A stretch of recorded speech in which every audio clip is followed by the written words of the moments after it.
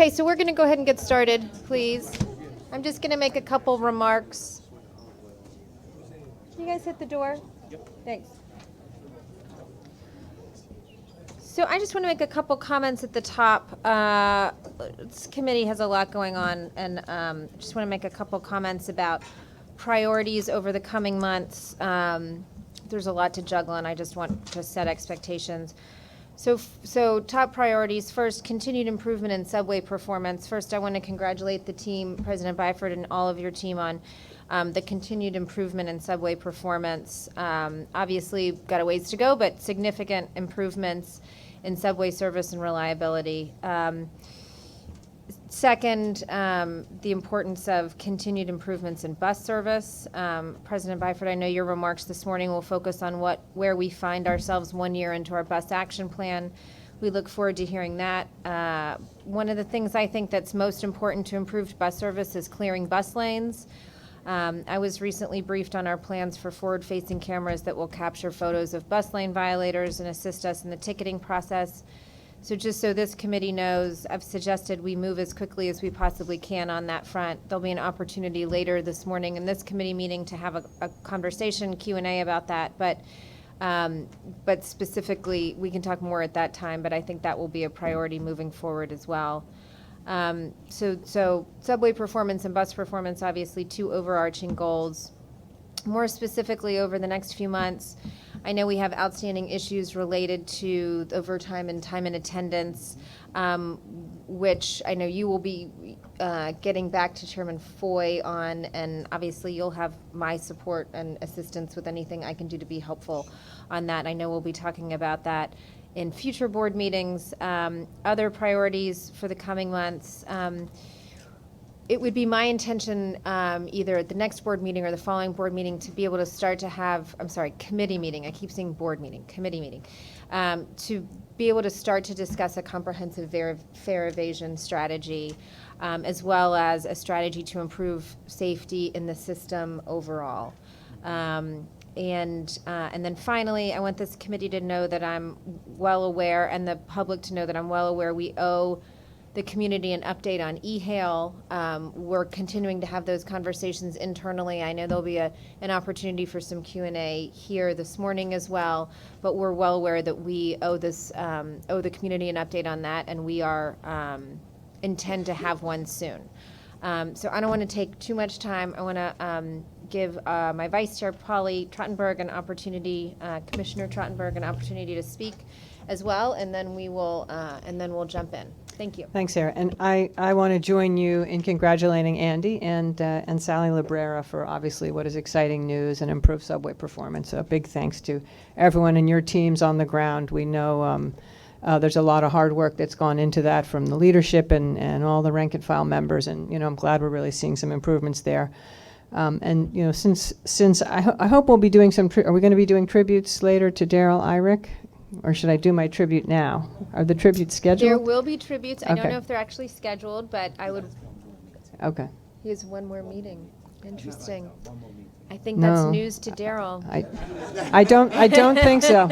We just asked him this, and he was like, "No, this is my last All right. one." Well, So I will offer a quick tribute now, and if there are future and tributes, then I'll we'll pile on. sprinkle them throughout the meeting. Yeah. Okay. It has been such an immense pleasure to get to work with Daryl over these 5+ years, and to see what a consummate professional he is, how much he cares about this institution, about bus service in New York City, about the men and women who work for him. He's left a huge mark, and I will miss him tremendously. I'm sure there will be more to say, but obviously we will wish him the best in his retirement. And just sort of speaking on the bus service issue, and I know we're going to talk about it a bit today, and I know there's some things, sort of informational things proposed, which I think generally on balance look good, but I know also in the board materials there is discussion potentially of pretty big bus service cuts to come. I know probably given the agency's financial circumstances, and that is something I hope we will get to in more detail. But anyways, thanks again, congrats, and congrats to you, Daryl. Okay, thank you. Public speakers, I believe we've got quite a few today. Why don't we start there? Thank you, Madam Chair. We have 25 members of the public registered to speak today. Now for our public speakers, whom I would like to remind that in the interest of time and fairness to all speakers, we limit everyone to 2 minutes. Please be aware of the clock in front of the room and the warning light you will see reminding you that you have 30 seconds left to conclude your remarks. The first speaker we have is Vittorio Brown, followed by Kevin Zing.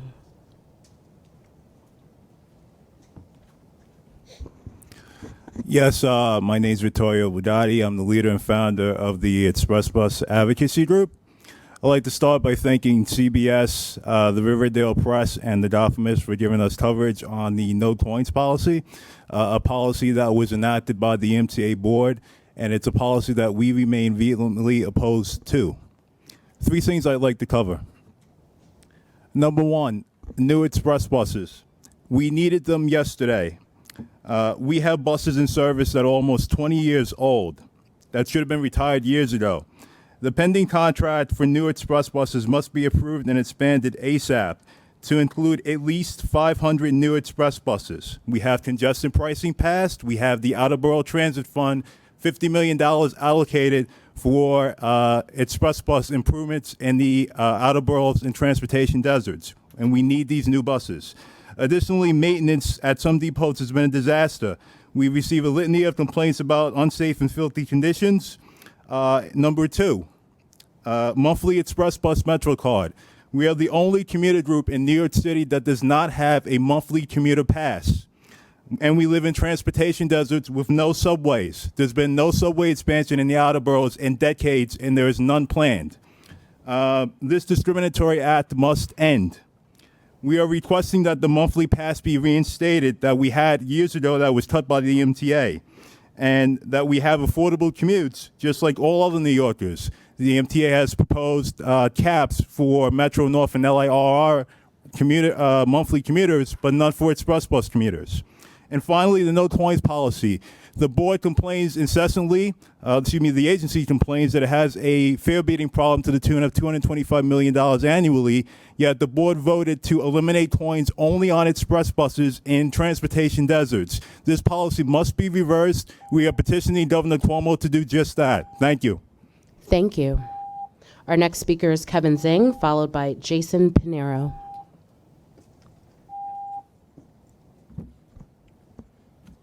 Hello, good morning to Sarah Finberg and Andy Byford. My name is Kevin Zhang. I would like to consider for M14A and N14D solid bus service needs 5th Avenue eastbound bus stop. Since the M14A and M14D solid bus service have a stop at 5th Avenue westbound. When I walk from 5th Avenue to 14th Street Union Square subway station during the cold weather, when I got sick and catch a cold since the 5th Avenue eastbound stop removed on November 2018, M14A and M14D select bus service will be get the 5th Avenue stops in both directions. Get rid of the in front of University Place eastbound stop that has no subway station and move closer at 14th Street Union Square subway station because it's too many cars coming and wasting time to catch the train to get home, like the prayer 2018. Thank you and have a nice day.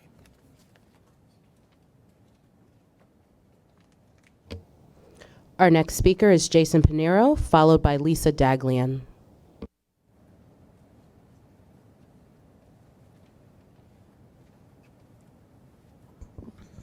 Good morning.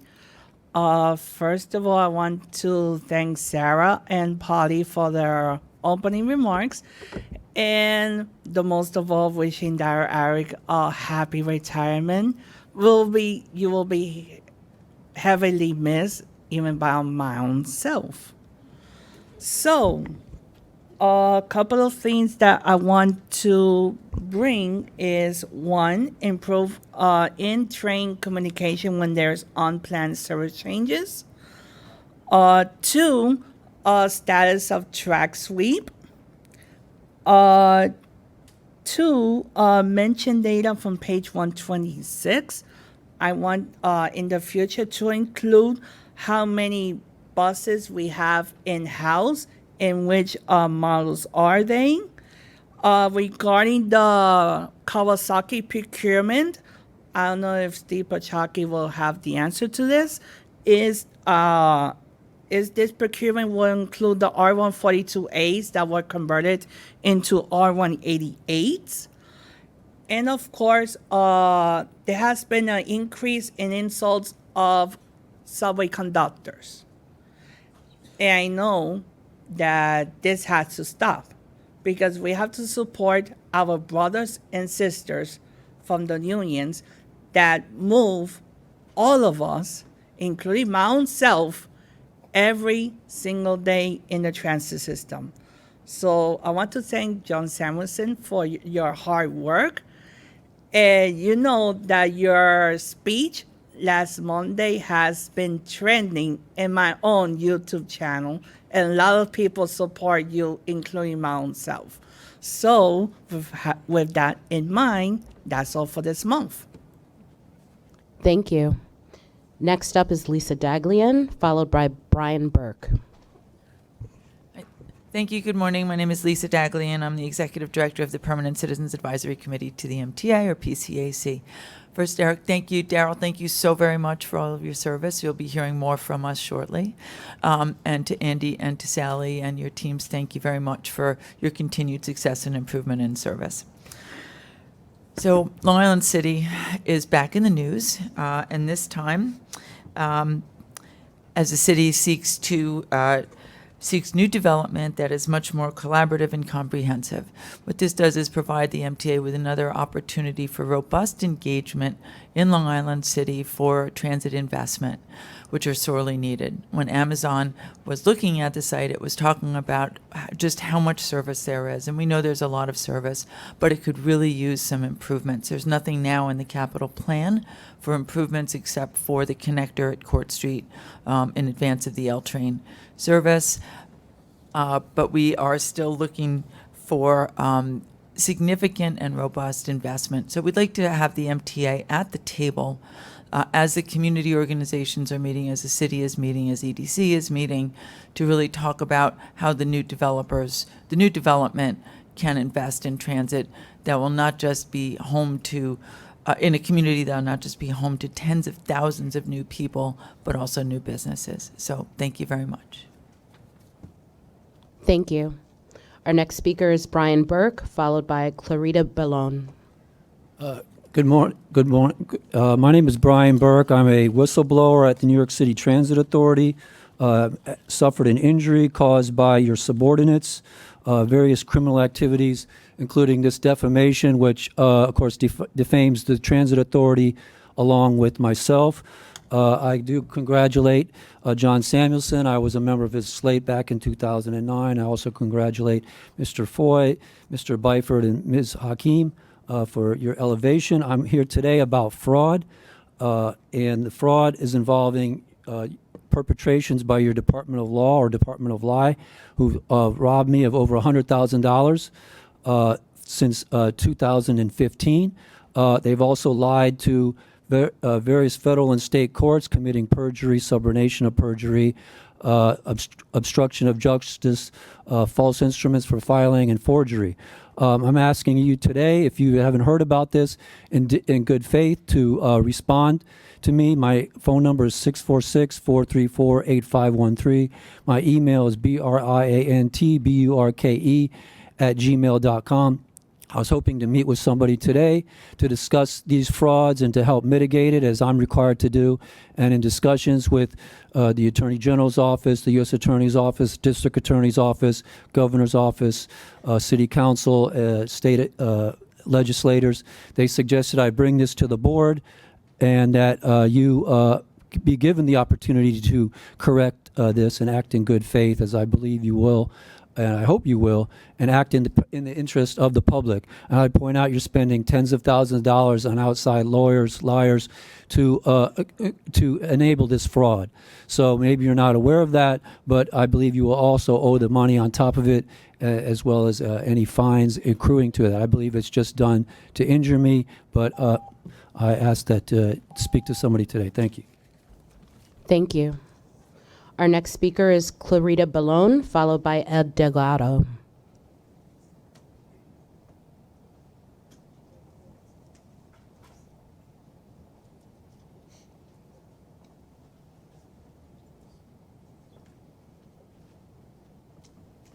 Sorry. Oh, hello. Hello. Clara? Hello. Hi. You are the next. I'm sorry that I fell asleep. I've been up since 5 in the morning. I didn't want to miss Access Right. I just wanted to, this time I also wanted to make some problems that Accessorite has. And one of them is that last November, on Thanksgiving Day, there was this incident of I'm really not sure if it was that the passenger did not give the right address, or Accessorite was they had the incorrect address, or the driver delivered the person but I was very concerned about the fact that the passenger didn't want to be left in the location that was supposed to be dropped off, and it was Thanksgiving, and she was taking a train somewhere outside. I don't know where. I don't really know the specifics. What worried me about was the fact that the carrier ordered the driver to evict the passenger, and I was against that, being in the circumstances that if that would have been my situation, I didn't want it to be in a situation where I'd be in a place that I'm not familiar with. I'm disabled and with a cold.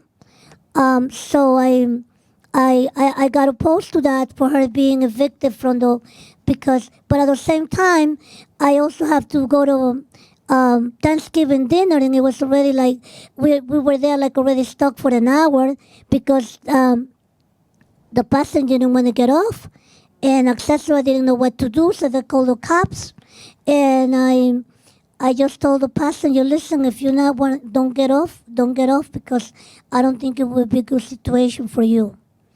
I think that the carriers are not prepared to handle situations like that, and I think that's something that I feel that should be looked into in situations like this where you want to evict the passenger, and I personally feel that it's not the best way to solve a situation like that.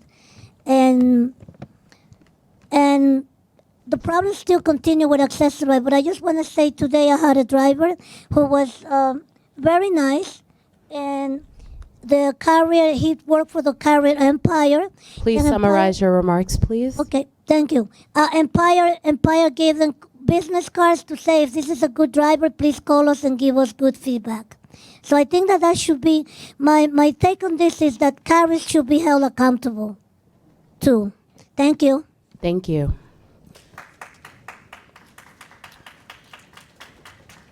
Our next speaker is Ed Delgado, followed by Michael Watkins.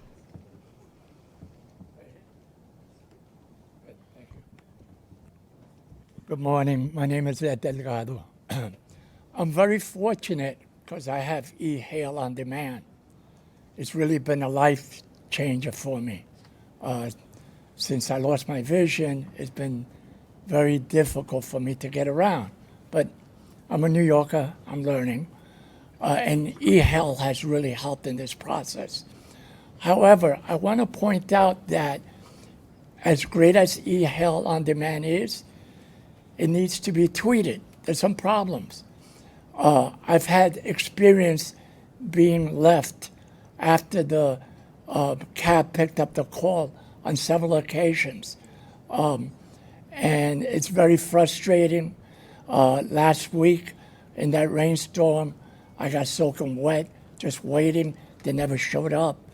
So I don't understand what the policy is, but I would assume if the driver picks up the call, they should fulfill the commitment. However, this doesn't always happen.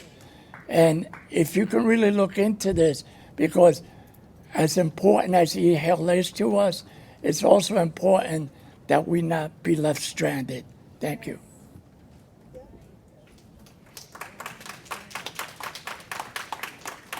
Thank you. Our next speaker is Michael Watkins, followed by Jessica Della Rosa. Good morning. I'm a small businessman in New York, and I was wondering about the RFQ having to deal with the borough bus maps, the pocket bus maps. You had it on your website about 2 years ago, and you took it off, and I'm wondering what happened to that opportunity, because I would love to do business with the MTA.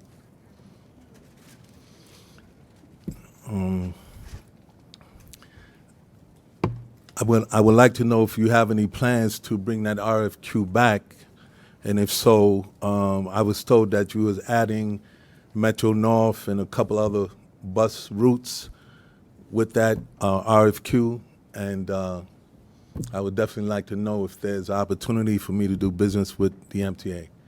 I think the RFQ number was 000010996. Okay, thank you so much. Have a great day. Thank you. Our next speaker is Jessica Della Rosa, followed by Mary Kasinger. Hi, good morning. I wanted to say that I had the pleasure of still being on the pilot program, but the other day, a month ago tomorrow, I went on a cruise with my mom, my very first cruise, which was great, by the way. And I made my trip on Friday, and we were leaving Sunday. And when I called to get my pickup time, because me and my mom are both wheelchair users, when I called to get my pickup time, because we were placed on standby, they told me that my trip was scheduled for Monday, which is strange because you can't make a trip on Friday for Monday. So it looked like that on the app. I'm sorry. So when I called to verify that information, they said to me, don't worry, accessoride hours are completely separate from regular hours. So I hung up, called back, spoke to another representative, and they told me the same exact story. Don't worry, you'll get picked up. The morning of the cruise, which was Sunday, I got downstairs and I called just to see where my bus was. I was early, just wanted to see, and they informed me that I had no trip scheduled. So I called and verified, and I did my due diligence. And now I'm lucky that, again, I'm with a part of the pilot program, so I was able to get my taxi. But my mom, I had to pay separate for her to get in another taxi because, again, we're both wheelchair users. And this was my first experience. I wasn't going down the block. I was going to go catch a plane. So who would have been responsible for my flight, my cruise, there's no respect. I have been with Accessoride since I was 15, 14 years old. And I have seen very little change, very little respect, very little anything with Accessoride. So the pilot program saved me that day. And luckily I was able, because it was 1 o'clock in the morning, to get another accessible cab from my mom. So continue that pilot program, please. And Accessoride do better. Thank you. Thank you. Our next speaker is Mary Kasinger, followed by Betty Vega. Good morning. I'm here to talk about Accessoride and the e-hail. Now, Accessoride has several problems, and the problems are that we have to allow an extra hour to get where we're going because there just aren't enough vans. We need more vans. We need more companies that provide the service of Accessoride, because it's a very critical service that we have, that we need that. And we have to now allow an extra hour in order to get to where we're going. Now, everybody has a horror story. My horror story starts with the fact that I ordered a bus at 4 o'clock, and the bus showed up at 6 because it was stuck in Manhattan and had to make several stops in Manhattan before it came to me in Brooklyn. So at 6 o'clock, I'm ready for the bus. And the bus has 2 more passengers on it already, so she has to drop them off first. And then I think, okay, I can still make my meeting at 7. So I was wrong. And what happened was we got on the highway to go out to go up to Manhattan, and she got a call from the dispatcher that said that she had to pick up somebody that was stranded in Brooklyn. So we crossed Brooklyn and then pick her up, then take her where she's going, and it's an hour later. And then we go to Manhattan, or I think we're going to Manhattan, and I find out that my meeting that I was supposed to be at 7 o'clock was now 9. It was over, so I want to go home. So I tell the driver, listen, if you don't have any other stops, and if this is the end of your shift, please take me directly home. And she spoke to the dispatcher, and the dispatcher would not let her do that. The dispatcher made her take me into, she said, listen, the person signed up to go to Manhattan. So take her to Manhattan. So I got another ride into Manhattan. So like 11 o'clock, it's time to get home. And finally, I just took the subway, the hell with it. And it's just an incredible inconvenience, the way that Access-a-Ride operates. And so we need much more attention to it. The dispatchers have to be trained. I think they should. Please summarize your remarks, please. Work as drivers for at least 2 or 3 years so that they know the ropes, so they know how to put things in order, so that you're not driving by your own house, and over to Staten Island and back again to get taken. Please summarize your remarks, please. So this is the situation with Access-a-Ride. Now the situation with e-hail. Ma'am, please summarize your remarks, please. People have to catch Access-a-Ride home. Y'all are late. Let her speak. Thank you. You've had your 2 minutes. Thank you. Let her speak. Let her speak. I'm saying let's reintroduce e-hail and make it work, and it's good point-to-point transportation, and we need that. And in terms of letting us know what's going on, please summarize your remarks. You've had your 2 minutes. Let us know what's going on. The reason the only way I found out that e-hail was stopped was when I tried to use it, and I was told it doesn't exist anymore. We need please summarize your remarks. Your 2 minutes have been up. We need an explanation. We need notification. We need either by text or phone or a letter. And you have my all my information, so please use it and let me know what's going on with e-hail. Thank you. Thank you.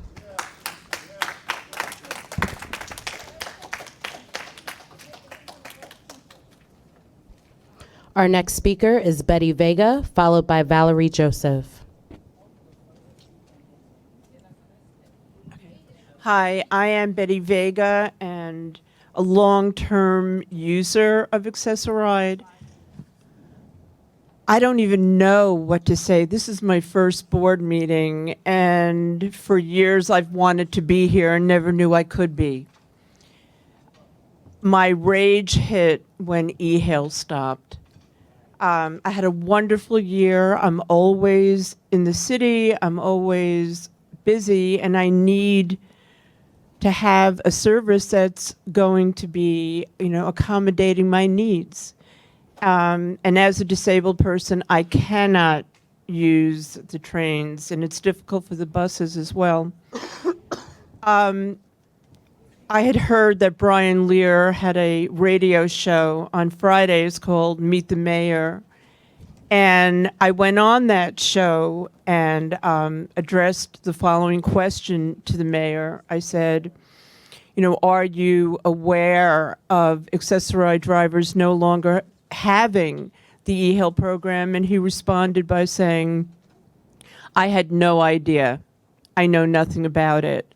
And it was at that moment that I knew I had to advocate for the importance of e-hail to continue. In the past month, I have been passed around from MTA, worker, advocate. One person doesn't get back to me, refers my situation to another MTA worker. And the clincher was watching the video of the board meeting on March 25th, where I saw the video and a man that was sitting, I guess, in the very front where I could observe it from watching the video, was on his telephone. So having said that, I'm scared that things are never going to change. I am really scared that things are never going to change, and we all need to stick together to make sure that changes do occur. Thank you. Thank you. Our next speaker is Valerie Joseph, followed by Murray Bowden. Good morning, MTA board members. My name is Valerie Joseph, accessoride advocate for Brooklyn Center for the Independence of the Disabled. In the past, my colleagues and I have testified about some of the progress the MTA has made with accessoride. Unfortunately, that's not why I'm here today. Instead, I'm here to talk about the MTA's foolish decision to eliminate advanced e-hail, which you read about in the New York Times, last week.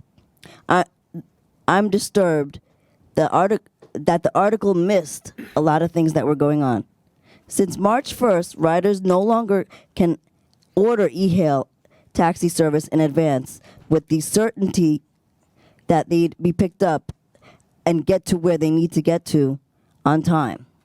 Before, riders knew what kind of vehicle they would get. Now they do not. Before, green or yellow taxis would come on time. Now it's often late. And the vehicle might be a sedan. That's a bad condition. Unlike taxis, and often driven by untrained drivers, and we are unsafe, some drivers don't even lock us down. Before, green and yellow taxis would come on time. Before, riders would get a ride directly to where they need to go. Now they might have to share a trip or go even around the city. Sounds pretty much like older broker service. Many riders now, they detest taking the e-hail cab services. And now, what is left? We've testified about the lack of consultation and notice to riders. That was bad enough. Now, many of us are stuck with horrendous service once again, just like accessoride. You may think of accessoride as a vanity service. It's not. Some people need to get to work. Some people need to get to school. Please fix this problem. Thank you. Thank you. Our next speaker is Murray Bowden, followed by Ruth Lowenkron. Bad news brings in ad revenue. Good news doesn't. Those people with the television cameras up there are generating money for their station, but not giving credit to Andy and his team. What you people are talking about today is that gentleman sitting at the end there. His name is Alex. This is the first time in the history of the MTA, and I've been coming here 20-odd years, that they've had an advocate for you. He's helping you. Give him a chance. This is moving forward. There are so many. No, you be quiet because I have it now. You're doing a great job, and they don't know it. And it has to be those people with the television cameras have to make it well known that this place is moving forward very rapidly. These problems are here for too long. I've been here for too long. But they're going forward, and they're being solved in a rapid pace. So you want them to respect you, and you won't respect me. No, I deserve as much respect as they do. And if you don't give me respect, then you have to learn you have to be in place. You get 2 minutes, I get 2 minutes. Respect that you... We gotta learn our place. He don't need to finish. And here you have an example of how misinformation is transmitted. It's not transmitted. That's what we live every day. Darrell, you've done a wonderful job. Thank you. The rest of this team has done a spectacular job. That message has to get out. I spent many years discussing what was wrong.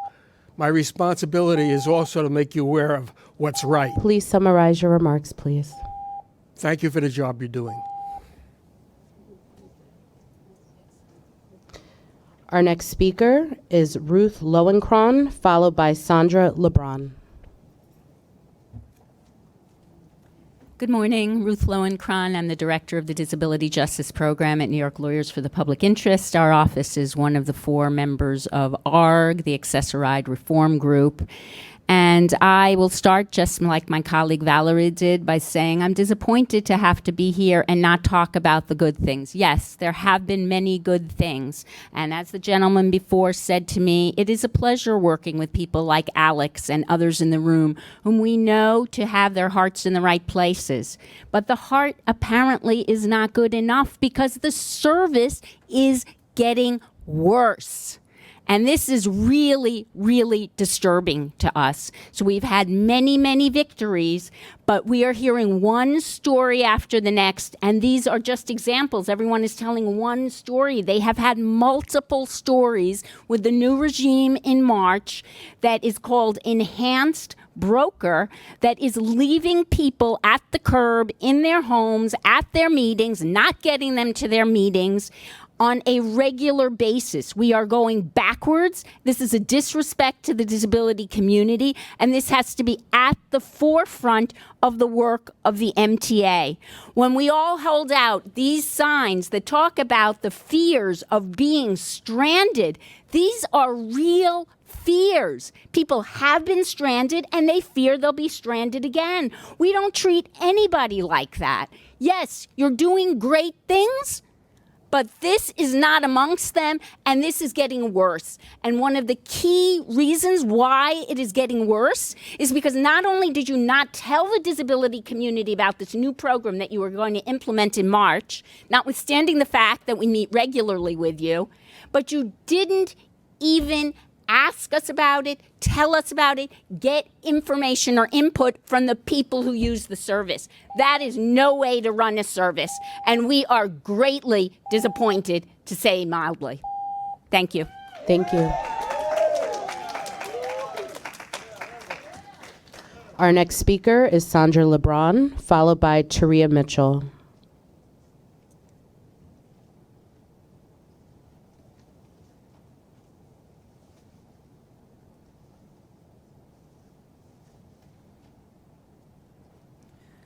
Good morning.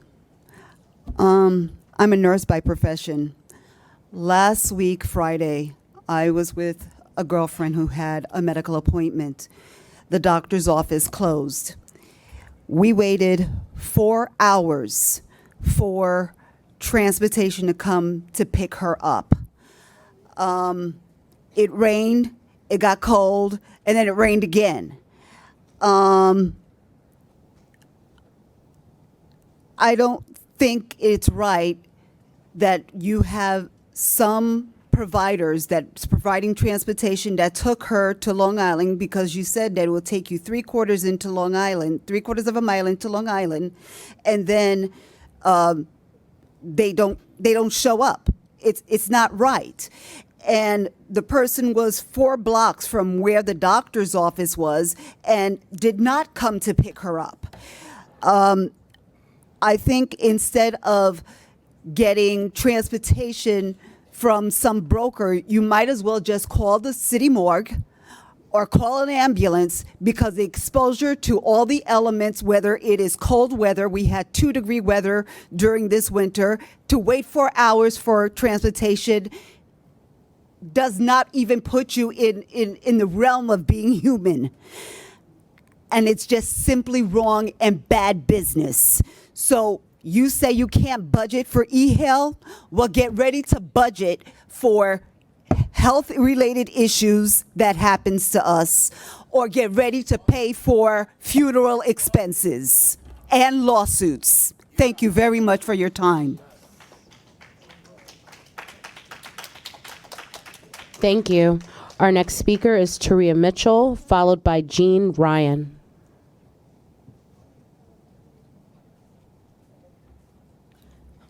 Good morning. I would apologize for my outburst, but I'm not going to. I think the board should be ashamed of themselves. You have a meeting for Long Island Railroad and Metro North running overtime, and you know that people are here to talk about Accessoride, and you know that they have scheduled pickups, but you didn't give a damn. And that's just the general tone I took from that meeting. You don't give a damn about disabled population. For someone to stand up and say, you people? I mean, do you think we're stupid? Do you know the historical context of you people?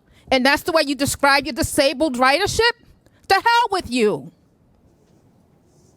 That's disgraceful. And you didn't do it, but you didn't shut him the hell up either.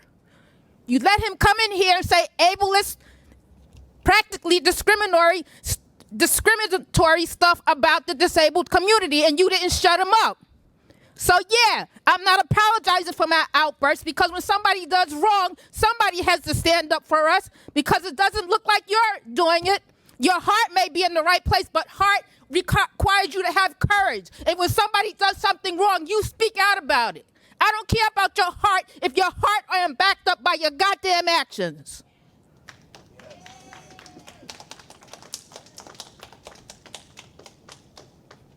Now, people are talking about e-hail. There is no more e-hail. It's enhanced broker service, and to make matters worse, it's 1,200, vouchers a day?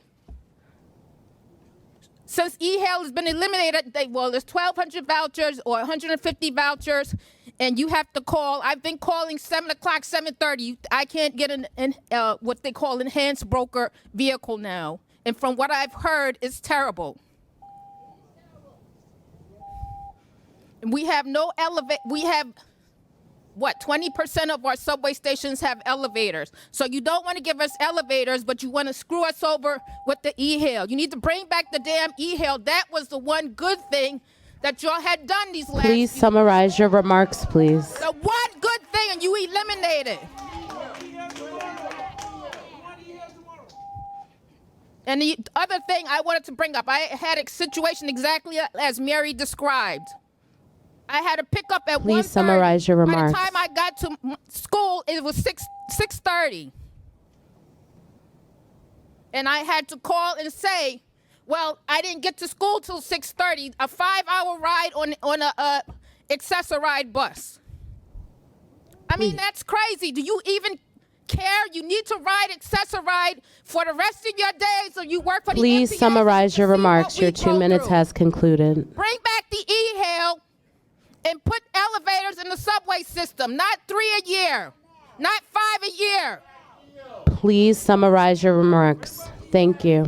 Okay, so listen.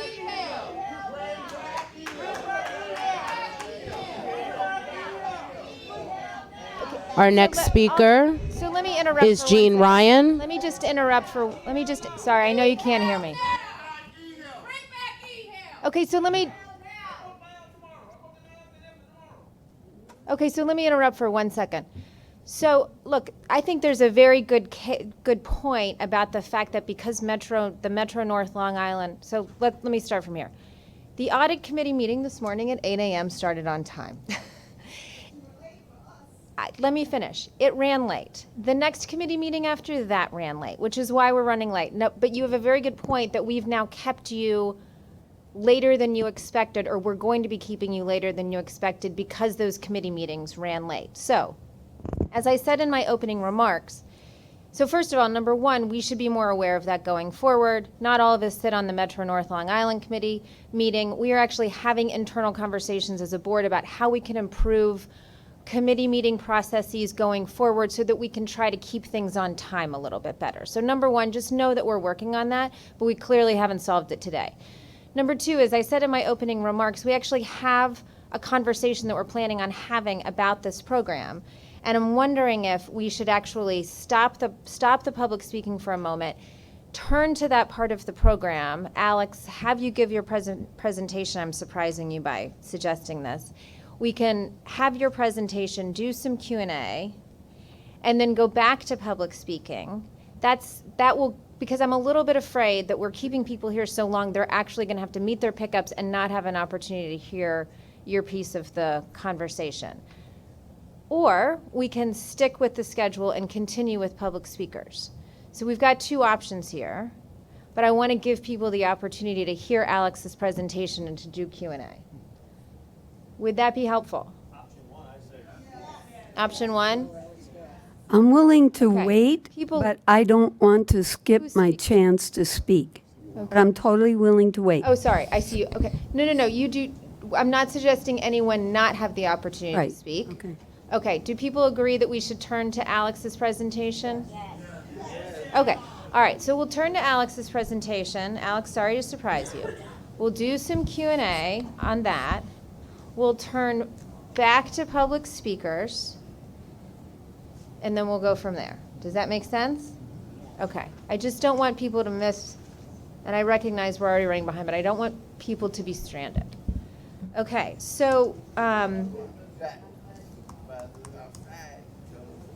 Should I? let's go. Alex. Okay. Sure, no problem. Okay, So I just want to address some of the things that speakers have said and also what we're working on, specifically with Accessoride. We do meet regularly on a monthly basis with ARC, and some of the things we've spoken. I know not all the members in the audience are members of ARG or are at our meetings, so it'd be good for us to bring some of you up to date. With regard to the things that are mentioned on our dedicated service, our blue and white vans, in terms of long trips or other customer service trip type issues, as we have been saying, we are working on a new scheduling system that is going to bring a lot of new technology to the front, being able to change trips on the fly, take into account real-time traffic conditions, better GPS monitoring. We are hoping for some of those changes on our primary service to start hitting the system later on this year and many more next year. And we really think that will help how we route our dedicated service.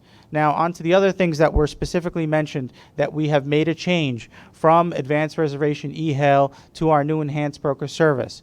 And as we've discussed with ARG and met on numerous occasions, yes, this has been a tricky transition. We are moving over one service into another service. Because of the nature of how our Accessoride service works, it's 24/7. It constantly moves. We don't have the opportunity to stop and rebuild the program. We had to rebuild it on the fly. We did the best that we could, and we still have a lot to do, and I'll talk about what some of those changes are in a second. But we ramped down from March 1st, and we tried to have a gradual transition from advanced reservation e-hail into broker. We have seen that our brokers, and our data does suggest as well, have had some trouble with the new service. But what we're specifically working on is a few things. One, adding capacity. It is very important that we add more and more drivers onto the system. As I explained at our last meeting with ARG, we hope to have, upwards of, 6, 7, 8,000 drivers in the next coming months who are on the road, who are registered and certified to do broker service. What does that mean? They have signed up for random drug and alcohol testing. They've gone through more robust training and various things of that nature. And training is another thing that we continue to work on with the new enhanced broker, better training, other kinds of things. The things that were mentioned, which is people being left or no-shows or people taking long routes. Specifically, on the longer routes, they usually happen because of shared rides. We are looking at our shared ride algorithms that are used by our broker vendors. That includes Curb and CTG. We are tweaking those. We're looking at those. So to make sure that when you do have a broker trip, the shared ride that you experience has as little deviation as possible and effect on your ride time. With regard to no-shows or when a vehicle hasn't showed up, we're looking at some innovative rescue approaches in terms of how we can more quickly dispatch a taxi to you when you're left, whether it's by a dedicated carrier, but specifically on the broker service. We're also looking at trying to notify customers faster, as they previously knew what kind of vehicle they would have. Is it a broker vehicle? Is it something else? Are they riding on a trip? If you do book your trip via the MyMTA app using the MyAR feature, a lot of information about what your dedicated trip is going to look like. Yes, it is absolutely true that we've had some issues with the broker transition. As I said when we met with ARG a few weeks ago, we are hoping to right-side the service and get back to 90, 95+% type performance as we head towards August. That is what we've said. Based on what we're seeing now with our uptake of drivers, with the new things that we're trying. I understand this is something that you all experience every day, as do I when I take an Accessoride trip. I wish there was a way that we didn't have the intention of negatively impacting customers during this transition. We are hoping to mitigate any impacts and see better service in the coming months. So I leave the rest for questions, and that's just a brief overview of the kinds of things that we're trying. There is actually much more, but given the time, I will yield to questions. Okay, thank you. That was helpful. I have one question. Is there a way to, Alex, so if someone is left stranded by a driver that accepts the ride and then is a no-show, is there a way for the passenger to report that driver? Is there a way for us to retrieve the information that that driver was a no-show? Absolutely. I mean, we know throughout the experience, because the customer is calling our command center, telling us what we experience. If it's a broker trip, we usually work directly with the broker. The broker either says, we're going to get a vehicle there. The broker either says, you know what, we're having trouble getting a vehicle there, in which case we would dispatch a dedicated vehicle. Those are the kinks that we've been working out. We always know who the vendor is. Okay. The vendor does get penalized. Whether it's dedicated or broker for that type of activity. And ultimately, when that rises to certain levels, we can take action as reducing trips, stopping trips, all kinds of remedial action. Right. But it's that moment where we're trying to figure out, is a broker going to get there at some point? Do we have to dispatch a dedicated vehicle? Do we have to try something else? Those are all things that we're working on right now every day to try to get the right formula so it doesn't happen. Okay, great. But we wouldn't continue to reward bad actors by continuing to give them trips if they're no-shows. Absolutely, absolutely not. Vendors, vendors we call and weekly discuss their no-shows, and if their performance is trending downward, we go to another vendor. Any drivers that are bad actors, we have the ability to pull off the system right away. Okay. Second question: have you, Alex, or members of your team had an opportunity to look at other, look, there's no place like New York City, but have you had an opportunity to look at other cities, whether it's along the Northeast Corridor, Boston, Philly, Washington, whatever, how their programs work, and whether there's anything we can learn from those cities about how we can improve our own operations? Absolutely. We specifically, when it comes to e-hail on demand, that is one area where we've been looking at other cities. Most prominently, most cities have passed their pilot phases. We're still in our pilot phase for e-hail on demand. Seeing what they've done. And that is the e-hail on demand conversation. Again, as we've announced, the pilot's going to the end of the year. The future phases or the future decisions with that are still soon to come. In terms of the more traditional access ride service, we do talk to Boston and other cities to see how do they get the right formula for taxis, dedicated service, things like that. And some of those things that we've learned, we could potentially report on and see what we can do. But the main thing we learned from other cities is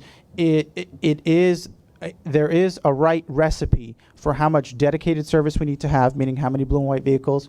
I think everybody would agree that we will always need some size of those fleet of those blue and white vehicles, but what is the right size? And that's what we're looking and studying right now.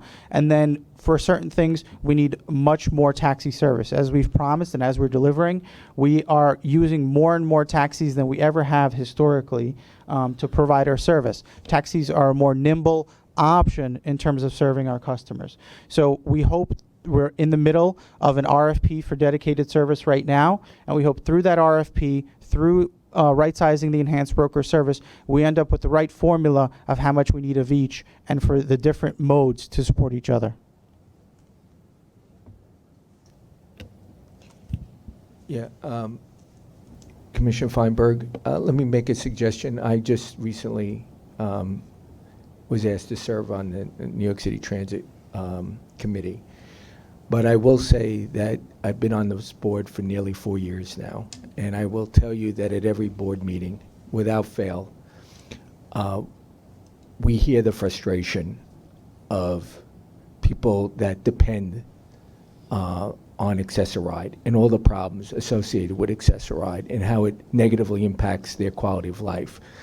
I do know that the MTA has tried to come up with solutions such as e-hail, and looking at other ways of improving the service, such as the enhanced broker service. What I would suggest is, it's the thing that I've been advocating for across the board, is as a board, we need to do more in the way of comstatting the performance improvements of the whole system. And I would ask for you to consider is that each month when the committee meets, we get updates on what's happening with meeting the goals and objectives of trying to improve the service, so that we as a committee can monitor and also find out if there's any problems or challenges here, how we can maybe help come up with solutions to address those problems. Because you know, whether it's making sure that people get picked up on time, dropped off on time, and making sure that there's greater and better accessibility at more train stations through the use of elevators and escalators. We need to focus on this. It's got to be a priority. We need to get it resolved and fixed sooner rather than later. So I would just ask that we put some kind of system in place here where we can work with Alex in monitoring this thing on a monthly basis. I appreciate that comment, and I just want to add that there was a paratransit task force. We've not met in a while, and it would be great to have more board members around this table at it beside me. So given that we have newer board members and others that are reinstating their commitment to these issues, it would be great for us to continue to reinvigorate that as a vehicle, not to supersede a fuller discussion of the full board, but there was some very real concerted discussions that were happening within that team, and I would like to see that ongoing. Do you lead that task force, Veronica? Okay, well, I mean, certainly do not feel like you need me to call it together, so please feel free to. So let me just say that I may be the chair of this committee, but I don't tell my colleagues what to do and what not to do. So both of you should feel free to bring your task force back together, reconvene them, meet, hold a hearing, and keep me posted, and I would love to attend. Okay. Other questions and comments? Okay. So Commissioner Swartz, to your point, well taken. As you know, one of the things we're working on is not just trying to keep these committee meetings running on time, but also how we can improve the process overall. And you made a suggestion at one point about the importance of leading off book compilations and documents that are shared with committee members with executive summaries. And, you know, I think the book for this meeting was 400 pages or something. Buried in there, I think, is some paratransit data and figures. But to your point, we should be calling it out and leading with how things are going, as opposed to, you know, having to dig deep into books to parse out numbers. So all good points. Any other comments or questions? Okay, so let's exit Alex, thank you very much. Let's go back to public speakers and pick up where we left off, if that makes sense, and we'll continue from there. Thank you, Madam Thanks, Chair. Lucille.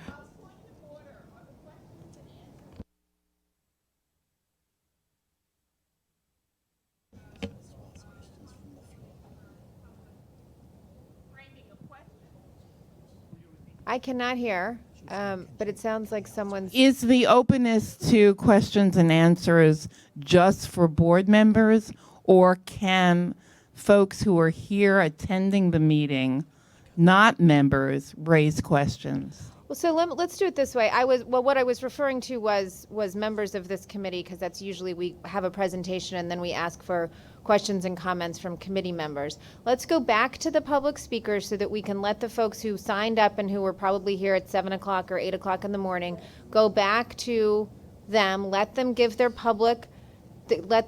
statements.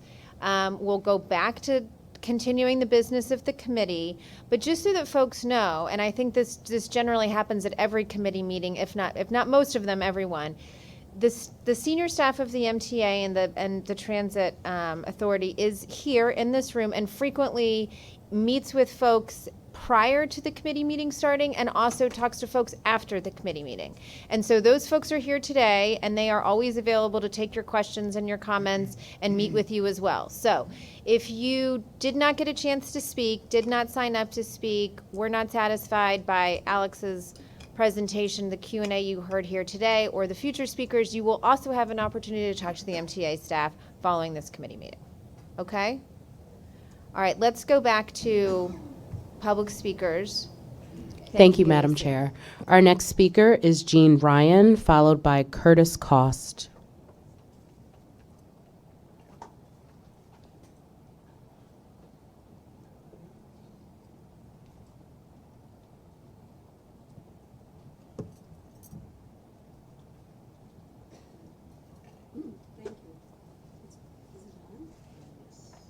Wait, now it's on. Thank you. I don't think people here really understand what it's like to really end up not having any way to get somewhere or to get back home again. It is so frustrating. And we have things to do, like we always say. And we do, we really do. And it's so frustrating because when something doesn't work or doesn't show up, you're just like stuck. And really, we can't hop in a taxi, just any old, or call car service, or, take the train. So naturally, I'm a frustrated express bus rider, and of course, a frustrated access rider, and a former subway rider. I haven't been able to ride for 25 years. It's just not an option. And it is scary when you have to get someplace fast and you can't. And even I'm on the on-demand e-hail and I can't get rides most of the time, even if I ask for it ahead of time. So it's like, really? I'm home and I have to be somewhere? That feeling is so awful. And I think most people don't get that feeling unless you're in a snowstorm or some emergency or something like that. But this is an everyday thing for us. So I wish the subways were accessible because I used to ride them for 25 years. And I would still ride them if I could get on. In the last month, I rode express buses twice. But I was only able to get on the second bus, not the first bus, because either the drivers didn't know what to do or they couldn't move the seats, which means they probably didn't know what to do either. So, really, taking the express bus, I have that option sometimes, but I never know if I'm going to be able to get on. And so there is not one form of transportation that I can count on. And I'm not talking about waiting a long time like the other. Please summarize your remarks. Yeah, I'm just saying we really don't have a reliable option. Thank you. But I did discover that if I have a pillow on my lap, I'm a lot warmer in this room. So I would suggest that for everybody. Yeah, he is right here. No. Yeah, we're right here. So to you. Our next speaker is Curtis Cost, followed by Shelley Weiss.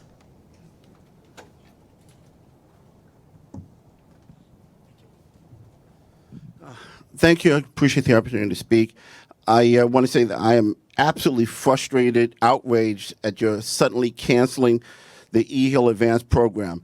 I mean, you had something that was working. You heard us all say in March it was working. We loved it. Your complaints went down by 2/3, yet you canceled it anyway. Not only was it working, it was the most successful program you've ever had, it was less expensive. How do you cancel a program that's more efficient and less expensive? I mean, I went to Northwestern, Graduate School of Business. This would be a great case study for them to analyze how do you cancel a program that's more effective and less expensive. It makes no sense. And I was listening to to Alex just now speaking about, oh, we're trying to find the formula. You had the formula. It was E-Hill. How do you cancel if something's not broke? You don't fix it.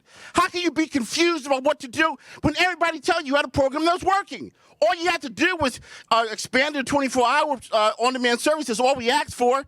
Now you got people who can't even make reasonable appointments. I got a question for the board. How, if you were one of us, how would you book an appointment? Let's say you had a trip scheduled for an appointment for 1:30 in the afternoon, and you know it's a half-an-hour trip. How would you book that trip? Well, you call, and first they're going to say, well, the earliest we can pick you up is 2:30. Or they're going to tell you, oh, well, we have to give you a call back. Or they're going to tell us, we'll see what we can do. I mean, it's just so frustrating. And if you are lucky enough to get an appointment time that you actually asked for, well, then you're in a mystery world. You're in the twilight zone because you have no idea when you're going to actually arrive. And if you ask for an appointment time, you say, look, I got to be there at 1:30 in the afternoon. Well, they'll give you a pickup time 2.5 hours ahead of that for a half-an-hour trip. This is outrageous. This is disgusting. You had a program that worked. E-Hill worked. You don't fix what's broken. Bring back E-Hill. Bring back E-Hill. Bring back E-Hill. Bring back E-Hill. Bring back E-Hill. Bring back E-Hill. Bring back E-Hill. Thank you so much. Our next speaker is Shelley Weiss, followed by Nigel Flores.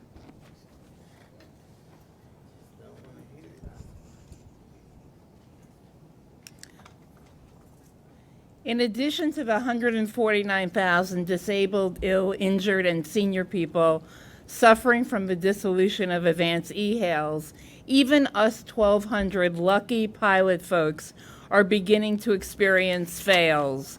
With the introduction of radically reduced flat fees, we are experiencing long waits for rides to be assigned on the Curb app, or no driver picking up at all, stranding folks.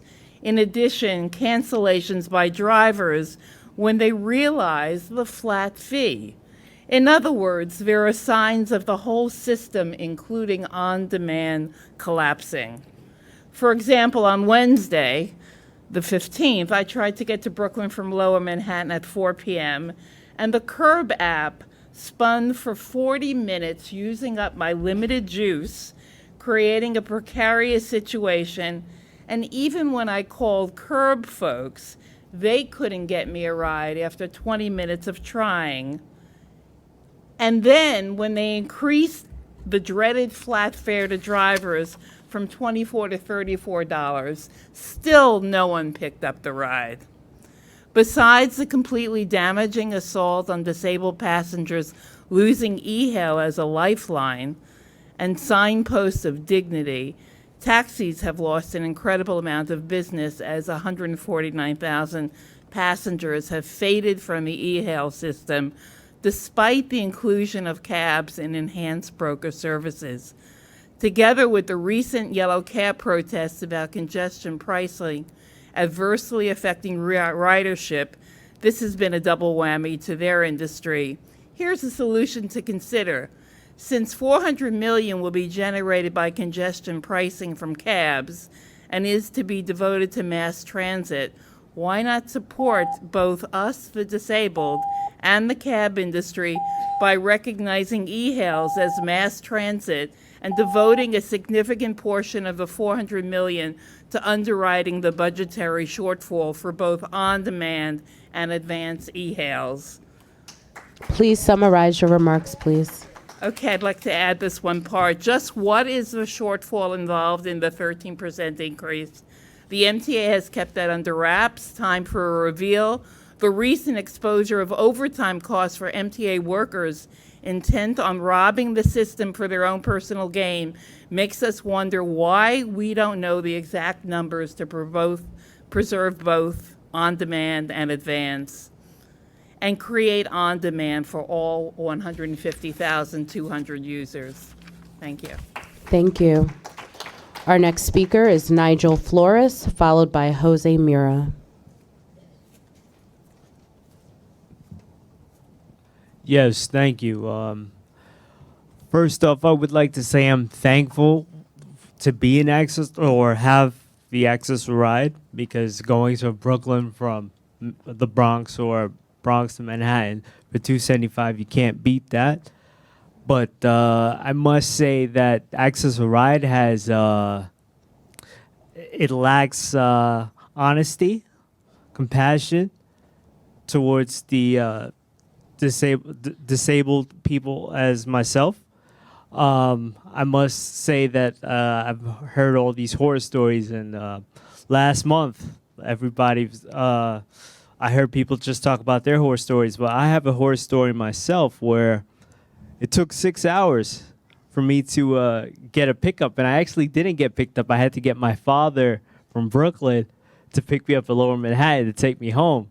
So I had a pickup for 3:15, and like after 9, still no taxi.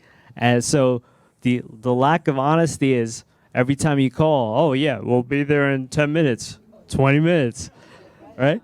And the thing is, if the weather is good, you don't mind waiting. But if it's cold, who wants to wait outside at a 20-degree weather? No one. So I feel that just the honesty is important to us customers because it takes a while. I have a walker. It takes a while to get ready. So take E-Hill. When E-Hill, if you had a scheduled pickup for 3:15, I'll make sure I'm downstairs by 3 o'clock. But then I find myself sometimes getting picked up at 4:30 without the honesty of, hey, we're running late. We don't have any cars for you. I just want honesty. And I think if Access a Ride is honest, it'll be a great service. Thank you. Thank you. Our next speaker is Jose Mira, followed by Yolanda Allen. Hello to all. My name is Jose Mira. I am an Access a Ride customer. I'm here with Sydney Center for Independence of the Disabled, CIDNY. I am the receptionist in the Queen's office. I recently had a horror story with what's going on with the E-Hail on Demand program. I work in the Queen's office, and I had to get to the Manhattan office. I was stuck, and because of it, I got there late. I've been using Access a Ride for many years, using your services for a long time. And as a college student going to Queens College and LaGuardia Community College, being stuck with the service that you had before, having the E-Hail program has been a life changer. I'm grateful for the service that you have with the E-Hail and prior services. The issue is that understanding that someone, especially to me, I'm legally blind, and having the E-Hail service has changed my life. I could depend on getting to and from safely from both my work and to school if I have to, or any doctor's appointments. I've been stuck in places for so long. I've lost doctor's appointments. I've lost final exams, having had to reschedule final exams because I didn't have the E-Hail program. Having the E-Hail program would definitely help us so much. Please understand that this is very important to us. We need to have accessibility. This is very important for all, not just individuals who are visually impaired or those who are wheelchair users. We need to have the service. We ask that you please understand and you help us as much as you can. Thank you for listening to us, and have a good day. Thank you. Our next speaker is Yolanda Allen, followed by Lucia Merritt.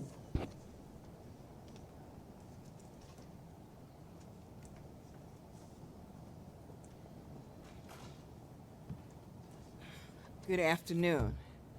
I'm not going to talk about Stress a Ride. I'm talking about bus transportation in New York City. Buses are not bananas. They shouldn't be traveling in bunches. And we have some rude bus drivers. Last Saturday, I was on the bus and I told the bus driver, I said I rang the bell and you were passing me up. The guy told me I should stick it up. These are the type of service we get in New York City, MTA services. And we have executives in this department that are not answerable, and there's no accountability in MTA for the bad service that we get. There was another incident. My sister was getting on the bus, and the bus driver refused to let the passenger on because he told him another passenger was coming, and he said, I'm going to take the bus out of service. Is this the type of service we supposed to be getting, including stress a ride? This is not acceptable as human beings. We need these services so that we can get from point A to point B, because none of you guys would accept that type of service. None of you, including Mr. Eric.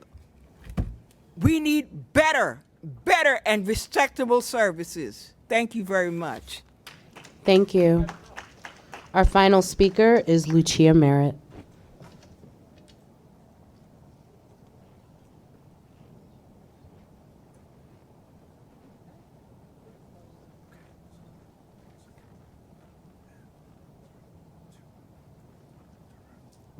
Yes, I have a. Hello? Hello? Yes, I have a story to tell about the fact that I'm visually impaired with vestibular paroxysmal positional vertigo. And on Friday at work, they told me take Accessorize so you wouldn't get dizzy. Well, I have same-day e-hail service, and I called, and there was no cab availability, so I took the train. It was a good thing I knew how to do that. But should a person with vestibular paroxysmal positional vertigo be on the subway platform? The people at work don't think so. It comes and goes. I have no idea how I'm going to feel each day. The other difficulty is, though, that when we call up to make a ride, I don't know what kind of agency MTA is hiring. They can't half speak English, or they'll tell me, oh, we picked you up already. Now, how are you going to tell me you picked me up when I'm calling up to make a ride, okay? So then we have another problem where the drivers don't want to get out of the cab to call out and assist. They say they can't pull a UE, or they just don't want to get out of the cab, okay? So what'll happen is I'll be saying to them, but where are you? Cars look like shadows, all the same kind of shadows to me. And I'll say, where are you? I'm here. Where are you? I can't find you. I'm here. But where's here? And sometimes I can miss a ride because the driver just takes off. They don't like the flat fee thing. That's another problem. So that's my story. The other thing I got to say is we're all disabled, but our shoes could fit your feet. Thank you.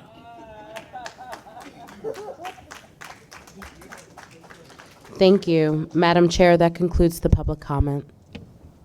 Okay, thank you. Thank you to all of you for your attendance and for making the effort to be here and for your remarks. President Byford, did you want to make any comments before we move on? I mean, the only comment I would make really is there was a comment made about the cost of Accessorize, and the deputant made a comment about the quote was e-hail was working and is less expensive. The unit cost is less expensive, but the quantum is actually more because of the demand. Now, that in itself shows that you guys want that service, and we get that. But I'd just like people to understand that it's not as simple as just because the unit cost is cheaper, that means the whole program is cheaper. If the unit cost is overwhelmed by the amount of demand, then that actually means it costs more money. That's an issue that we're still grappling with, but I just thought I'd offer that point of clarification. Okay, thank you very much.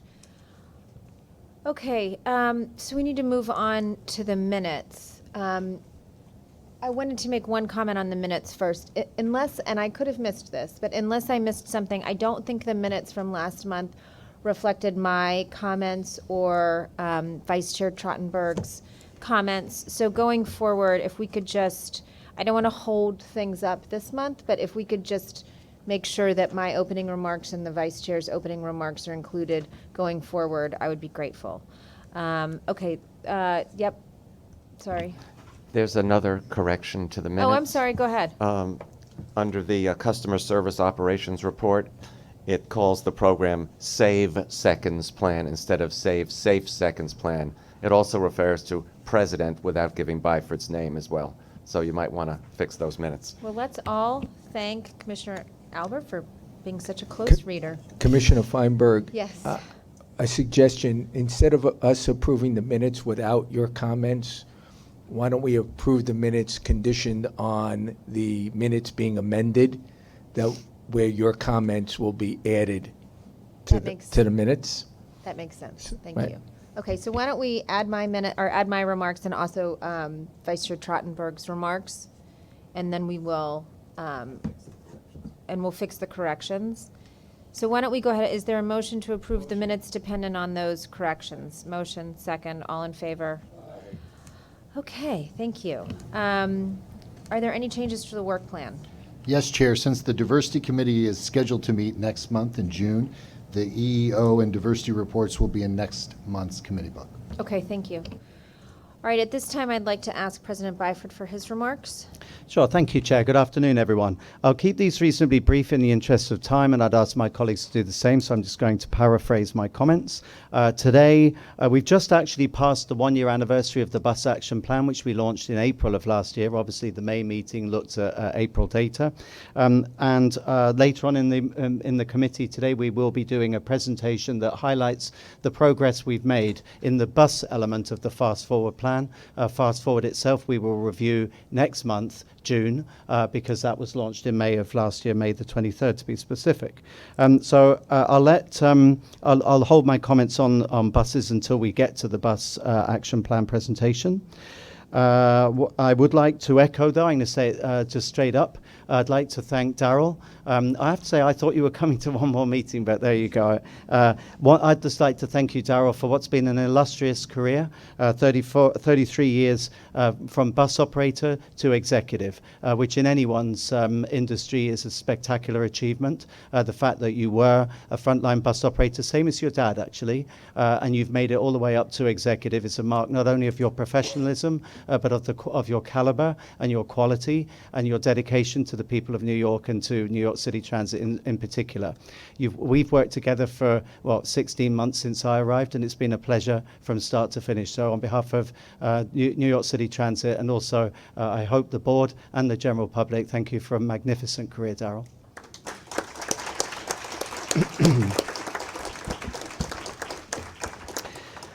Couple of other points. Consistent with Chairman Foy's comments, and which have been echoed by my President colleagues in the other committees, Federal Transit Administration funding is extremely important, and that has provided nearly 40% of our last 7 capital programs. So we're talking a huge amount, and certainly predictable federal funding will play a critical role in the modernization of NYC's transit infrastructure as laid out within Fast Forward.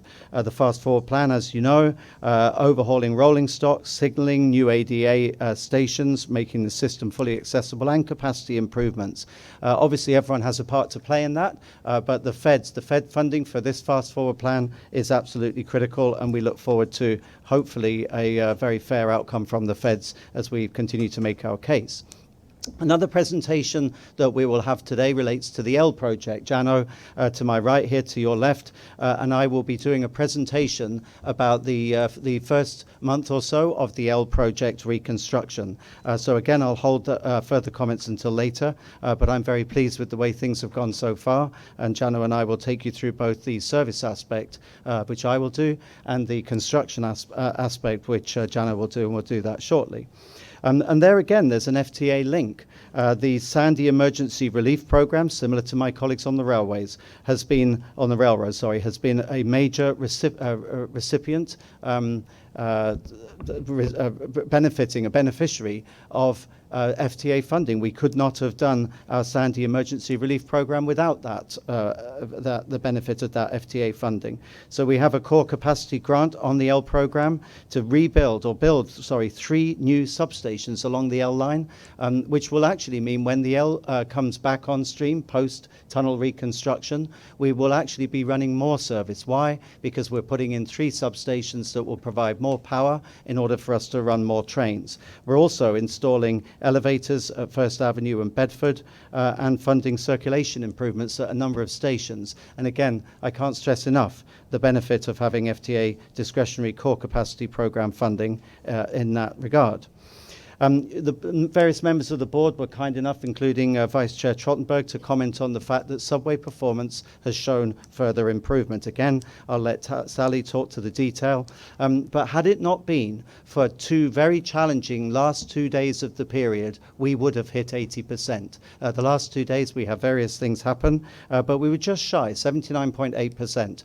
Excuse me, and bear in mind that when we got together as a team, we were around 60%. So this is a result of the Subway Action Plan fixing things, which the Subway Action Plan was designed to do.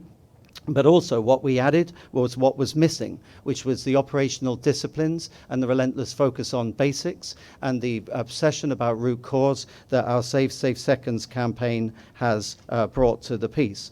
And we are leaving no stone unturned in looking for further ways to improve the performance of the subway, including looking at further ways to speed up the subway. So we have removed redundant speed restrictions. We've been progressively recalibrating signals that were wrongly calibrated, things that should have been done years ago.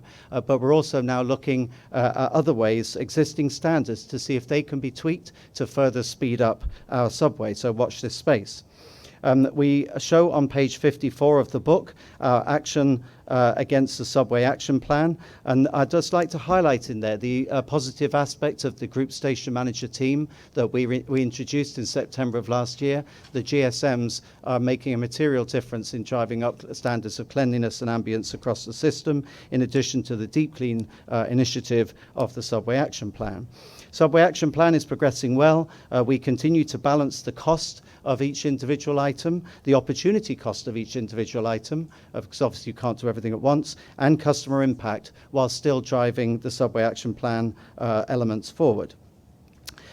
Further elements of modernization include the continuing rollout, or imminent rollout rather, of our Omni card system, smart card system, which will be probably the most tangible evidence of a modernized transit system. So on May the 31st, customers will be able to use their contactless credit, debit or prepaid cards or mobile phones to pay on Staten Island buses and the 4, 5 and 6 lines between Grand Central 42nd Street and the Atlantic Avenue Barclays Center.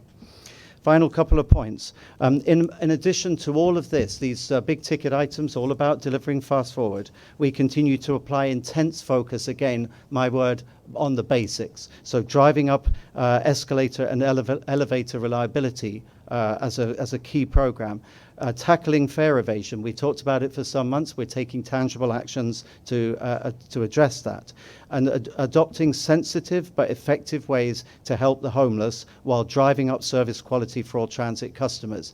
And I've set my team very clear guidelines about the way we should be handling homeless customers, or homeless people rather, vulnerable people across our system. And good progress is also being made across the various work streams, notwithstanding the comments we heard earlier, the various work streams to increase accessibility on our system.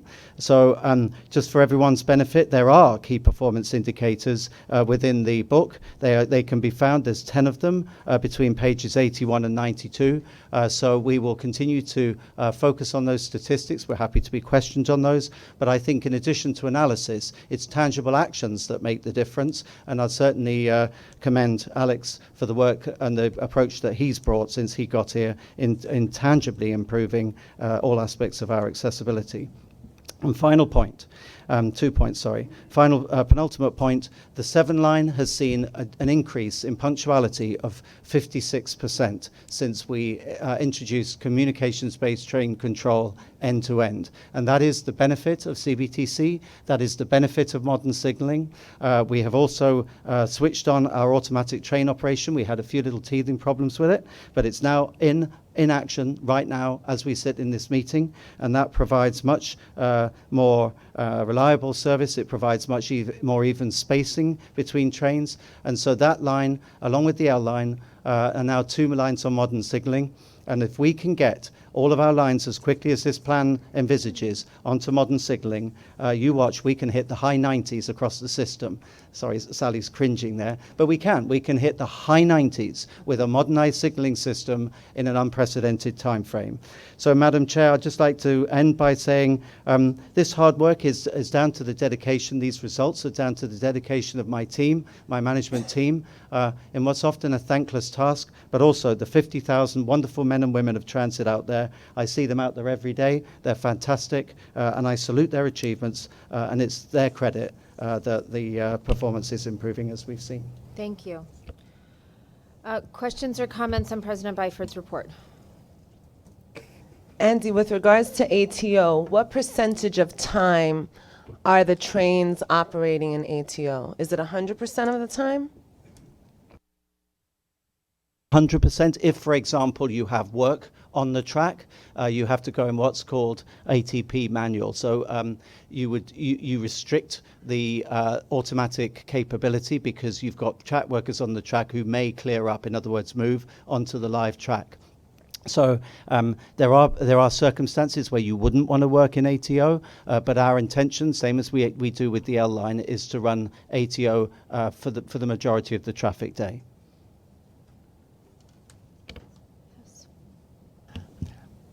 So after the report you gave at the, I guess, the emergency meeting on the status of the R179s, have we learned anything new since then? Okay, good question. We're meeting with them every day. Well, I say meeting with them. We have a conference call every day. We'll have a further conference call this afternoon. So we have a better understanding now of where the weld defects, or where the weld defects occurred. We have given Bombardier the clearance to resume production of new side impact pillars with a revised welding technique, because they've demonstrated to our satisfaction that that revised welding technique is robust and that the problem won't occur again. So that's good news that the production has started again. They are outstanding to come up with a final check regime for not only those pillars that have been manufactured already, that are in units that are on the production line at Plattsburgh, or that are in units that are already in service out on the system. But I would say again, just for the record, that I'm satisfied that the fleet is safe to remain in service. What we now need to establish with Bombardier is how we check those units in situ. We're nearly there. We think there's a method of doing it. It involves removing the seats and some other internal paneling in order to inspect the pillars. But the good news is we've restarted manufacture of pillars, or they have, so that does mean that we're back on the move in the production line. Will that mean taking some of the cars that are in service now out to be remanufactured? Not to be remanufactured, certainly to be inspected, but until I know for certain how long that process is, I'd certainly be hoping to achieve that fleet once round inspection, either every unit or a statistically valid sample, in order to check that the pillars are okay. But we will look to do that with minimal impact on customers. We have spare units. The units are taken out of service for regular maintenance. I'm hoping that we'll be able to do that via that regular check. Anything else? Yes. Here. Andy, you briefly touched on fare evasion. You said you'll have some tangible actions in the next coming weeks. Any more details? Any milestones? Sure. So, yeah, sure. So there's a lot going on, and has been for some time, in terms of fare evasion. We've checked the service gates, the manual gate that people go through. We have checked them to make sure that they're closing properly. We've gone around and checked that the magnets are working properly. We have conducted a campaign with visible signage, deterrent signage on the service gates. We've worked up a campaign of customer communications campaign, if you will, to further reinforce the consequences of fare evasion. We have deployed New York Police Department personnel to stand on the gate lines, on the fare lines. We've moved NYCT personnel onto the fare gate lines. Bobby, the SVP for Safety and Security, is working up a program of providing additional CCTV to monitor the gate lines. We've been looking at putting up TV screens a bit bit like this, so that it provides a bit like when you go into a shop. It provides a reminder that you are on candid camera, and that you may, there's a consequence to evading the fare. We've also deployed Eagle teams onto the buses. We've been working with NYPD, MTA PD, and imminently Bridges and Tunnels to provide further policing on buses and on subways. So that's just a snapshot of what we've been doing. We're taking this very seriously. Yeah. So I got the report. We still seem to have a racial disparity going on here. Now with 87% of black people given tabs and arrested being black and Latino, despite the fact that the real hemorrhaging seems to be on buses in Staten Island and the rest, where the demographics are much different. So I don't want to sound like a one-note record, but I am continue to be concerned that despite the effort of trying to prevent fare evasion, that most of the attention seems to be in poor communities and having impact there, where the real hemorrhaging is elsewhere. So I just bring that to your attention more as a comment and a concern as we go forward. I appreciate the comment. I did not mean to interrupt you. Were you done? Okay. I appreciate the comment. One of the reasons I said in my opening remarks that I intend for us to be able to have a really fulsome conversation about this at either the next board meeting or the following board meeting is because I want us to have the opportunity to get information like that, to be briefed on it, to think about what the appropriate reaction is, how we fix some of those issues. As I've said many times, publicly, privately, I myself have been in some I've been in some stations, in Wall Street where I feel like I'm surrounded by banks and I've got guys in suits, passing me by, not paying, and yet it doesn't show up in the numbers that those folks are paying the same price too. So it's a completely valid point. I want to make sure that we have a plan to address it, which is why we're not talking about it. We can talk about it now, but why we're not having our main conversation about it now, but we're going to have it later in the summer when we've all had an opportunity to take a look at the plan that's in place and the plan going forward and react to it. Other comments or questions for President Byford? Okay, so let's, I'd like to move to the subway report and ask Sally Labrera for her remarks. Good afternoon. I am pleased to report that continued improvement and strong performance by subways in April. All of our customer focus metrics improved in April compared to April of last year, and they also improved compared to their average performance over the past 12 months. Specifically, weekday trains delayed decreased almost 35% compared to last April, reaching the lowest level of delays on weekdays since December of 2013. We met and significantly exceeded our target of reducing delays by 18,000, which means that for 8 consecutive months we have met our delay reduction targets. Weekday on-time performance was 79.8%. That's the highest that figure has been since October of 2013. That's 5.5-year high for on-time performance on weekdays. Weekday major incidents decreased by nearly 1/3 compared to last April, and we saw improvements across cars, track, and signal major incidents. Major incidents per weekday was among the lowest that we've seen since we began tracking that measurement 4 years ago. Service delivered reached a new high as well, of 97%. Additional train time improved to 53 seconds. That's a 35% improvement compared to last April, and it is the best that we've achieved since we began tracking this statistic 4 years ago. Customer journey time performance was 83.5%. That is the highest this indicator has been since August of 2016. Subway car MDBF exceeded 143,000 miles. That is the highest fleet-wide MDBF that we have achieved since May of 2015. These statistics continue to show the results of targeted investment and the dedication of the entire Subways team in improving service for our customers.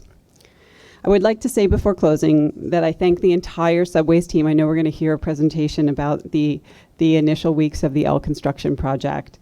But we have many partners, along with subways, who've put in tremendous effort to ensure safe and orderly and effective transit operations during the initial weeks. I'd also like to thank customers who moved in good number to alternate services and worked with our staff to adapt to the modified service plan. I'm confident that as we move forward and continue to cooperate together, we will continue to successfully deliver on this critical initiative. So, thank you. This concludes my operating report. Thank you very much. Any comments or questions about the report, Commissioner Vanderpool? This is remarkable progress, more so because it's very seldom that we, in any field, across any metric, see continual linear progress. And that's what we've seen every single month for the past few months. So that is what makes this remarkable, is that across many different indicators, we've seen progress in a way that hasn't necessarily gone up and down, even though that would be acceptable progress, right? When you're looking over a period and you're measuring trends and you're understanding patterns, that would be acceptable progress. So having this downward trend or upward trend, depending on the indicator, is really phenomenal. So thank you. And thank you to the men and women who are grinding in the system every single day to make this happen. And then the leadership and the vision. Governor Cuomo put forth a vision and put forth a strategy that was executed well. So a lot of deserve and a lot of praise, or a lot of deserving praise and things to be shared. Thank you. Okay, I want to turn it over to President Byford and Gianna Lieber for an update on the L project. Okay, right. As previewed in my comments, I'm going to just talk briefly about the ASP, the Alternate Service Plan, and progress to date, and then I'll throw to Jano to talk about the progress we're making on construction. So here you can see we've got some great shots here. Thank you, Mark Herman, our in-house photographer who took a lot of these pictures. So far, so good. Things have been progressing relatively smoothly over the past few weeks. As we anticipated, at times, things have got busy. But people have been remarkably flexible. I think it's testament to New Yorkers that people have coped with the change, and we're very grateful to the fact that people have listened to the message, which was please use the alternatives. We've been out and about. We haven't left that to chance. Myself, my execs, my whole team has been out on Fridays, Saturdays, during the week, Sundays, saying to customers, please use the alternatives, the M line, the J line. There's the 7 line, and by and large, people have listened to that, and the crowding has not been as great as we initially feared. We have had a few issues. We have problems with the countdown clocks on the first weekend, certainly, and we're still doing work to improve announcements and other customer communications, both on trains and in stations. And we very much appreciate the feedback we've received from customers and employees as we continue to revise this plan. So a bit about ridership. I mentioned the J and the M earlier on. We have seen the J and the M ridership between Brooklyn and Manhattan increase by about 50%, 50. And L ridership is down by a similar percentage, which again nails that point or reinforces that point that people have listened. The campaign has been effective. This is a shot of, as you can see on the screen there, Union Square with reduced weeknight service. Union Square is one of the more difficult stations to run because although it has other alternatives, it is a very, very busy location. So I'd like to do a big shout out to my stations teams and train service supervisors who've kept it safe. On occasions, we have had a few people unable to board the trains between 9 p.m. and 11 p.m. on weeknights, but that really has not been as great as much as we feared. Again, we didn't leave that to chance. We modeled this, Judy, great work by you and your team, to model when would be the most difficult times, and we set up queuing arrangements with barricades, etc., and we very carefully meter people down to the platforms, but we've kept the service running, and it's only actually, comparatively speaking, a few occasions where we've had to say to people, sorry folks, you're not going to get on this train, you have to get on the next one, or go upstairs for the M14.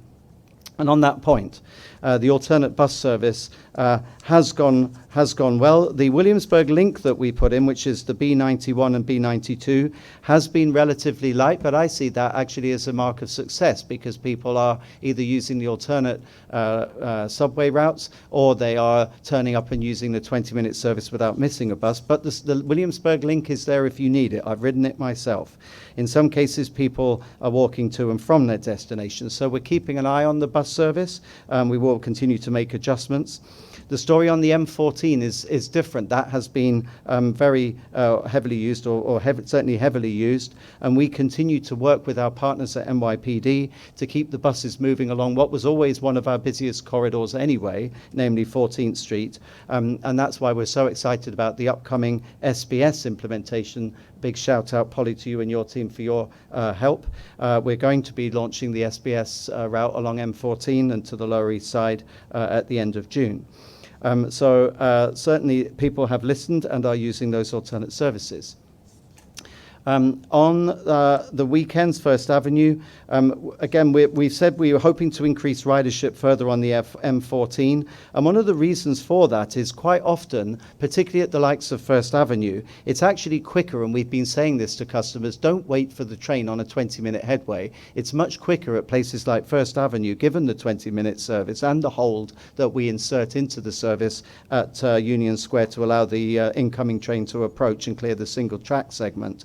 It's often quicker to go upstairs and get the M14 bus. So on the left, we can see there customers leaving a Brooklyn-bound train at First Avenue, and we will continue to encourage people, don't wait at First Avenue, go upstairs, get on the bus. That would invariably get you across town much more quickly. This is Bedford Avenue. This is a very, very busy location. Bedford Avenue on weekends, again, Judy, your modelling was spot on, particularly, say, late afternoon on a Saturday and into Saturday evenings. This is a very busy station, and we're watching this very carefully because I don't think we've seen the biggest challenge yet. As the weather warms up, and today's a beautiful day, but as we get into the summer, this station is going to be more of a challenge during the warm winter months. So we will continue to have staff actively monitoring the station to prevent overcrowding, and we do encourage people to still use that Williamsburg link, the 91 and 92 that we had, that I made reference to earlier, because this will be a challenging station as people go across to Williamsburg to sample all the delights of that local area. And then finally, before I throw to Jano on the construction, I'd just like to do a big shout out for the staff. I think the NYCT team has been spectacular on this. The frontline staff, the platform controllers, the train service supervisors, the train crew, the station staff, volunteers from across the company. People have been out there. People have been in good spirits. They've been proactive. They've been helping customers. This has been a real success story so far, and we aim to keep it that way. And one final unscripted thing I would like to do is shout out, she's not here actually, I think she's still on a well-deserved break, is Caitlin McCready, who put together the comms campaign, the Bright Pink comms campaign, and that certainly literally caught people's eyes, and that has been a big success, a big factor in the success of people knowing what the alternate routes do. So far so good. We aim to keep the ASP running while my colleague Jano gets on with the building.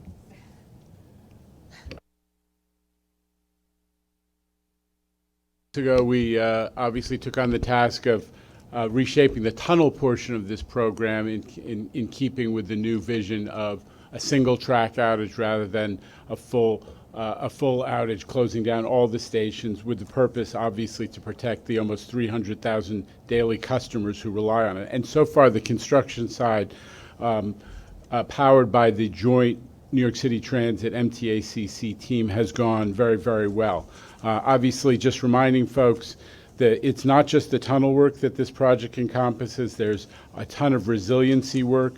There is the core capacity upgrades, including all that power, the additional power capacity that Andy talked about, and you'll see some of it, and extensive station upgrades, especially vertical circulation capacity at stations like some of the stations that Andy talked about.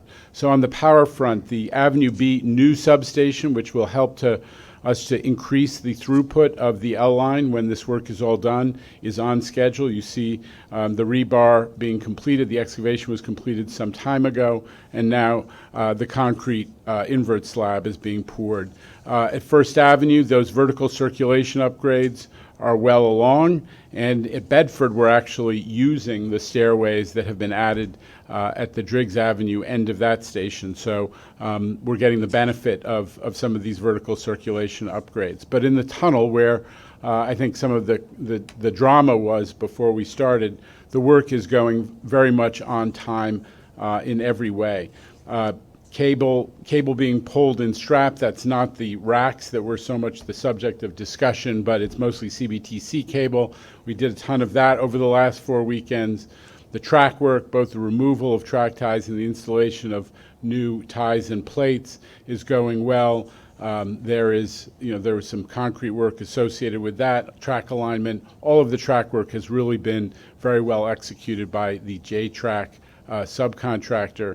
And probably most important in terms of this board's discussion, the containment of the dusty work. Remember, we eliminated close to, it's a 93% of all the demolition in the job. What remained was not so much the duct bank, which had been, that's the surface that you walk on and you see the fellow standing on in the left of that photo, but with a wall duct, which was a post facto addition of concrete encasement of Con Ed power cables. These power cables were abandoned long ago, and now we need to demolish them and eliminate them to create more clearance in the tunnel and otherwise to free up area for other activities. So you create, in order to eliminate any dust from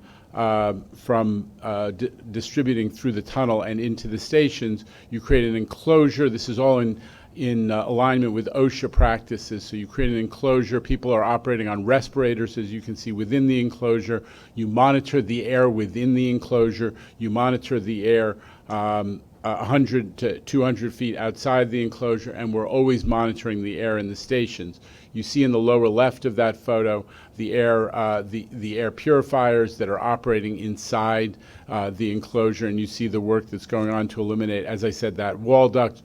The debris is then captured right there on the bench wall and put straight onto the flat car, which is where the Bobcat is operating.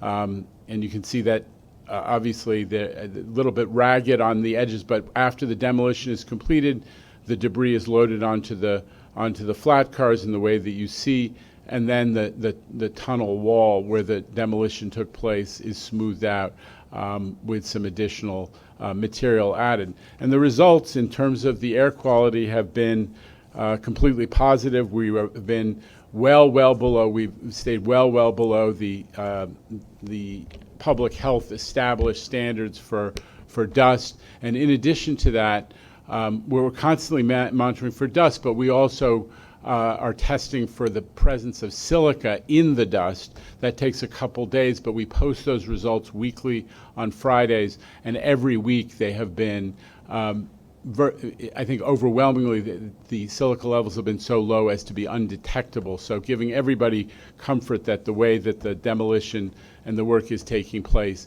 is having the desired air quality impact. So steady as she goes. As Andy says, we've got a lot more to accomplish, but a huge portion, I think a third of the total demolition work has already been completed in the 4 weekends.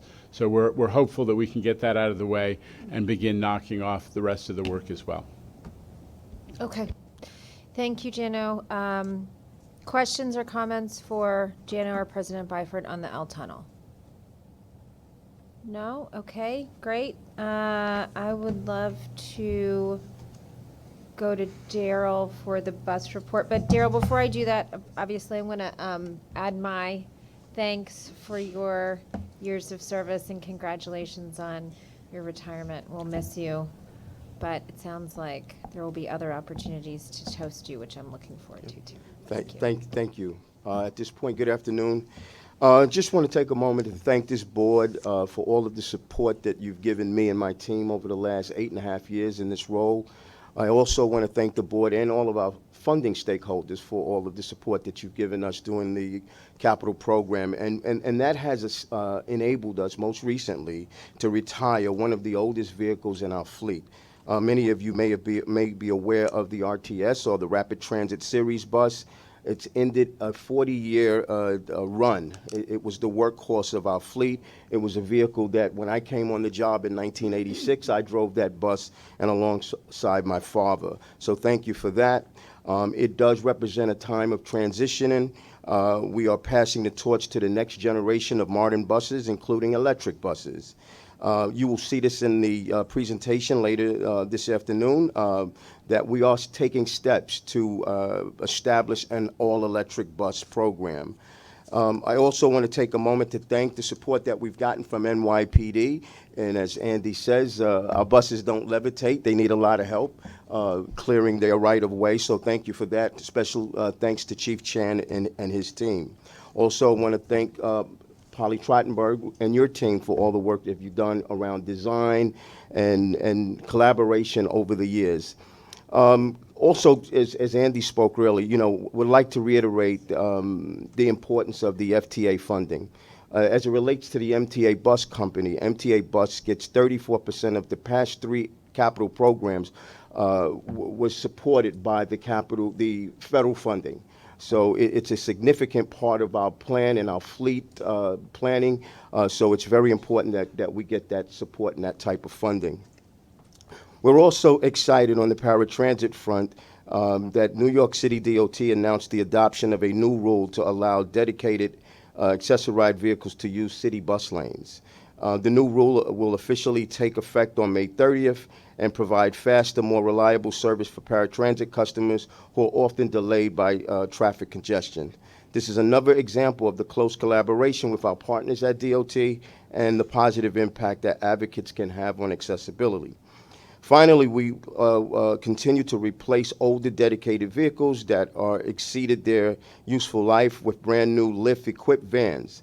The new vans are more comfortable and provide a much improved customer experience. To date, we have over 200 in service, and we'll have another 700 by end of the year. And that concludes my remarks at my last committee meeting. Thank you. Thank you. Any questions? Questions and comments? Let's start with Commissioner Frere, which I know you hate that. Thank you, Madam Chair. I'm not very good at, as the committee knows, at speech making. So that's true. But I wanted to say a word about my friend and colleague, Darrell Irick. We are both guys from the South Bronx, so we understand each other. And we both have not veered far from where we started. You, of course, have distinguished yourself, not merely in following your father's footsteps, but outdistancing those accomplishments.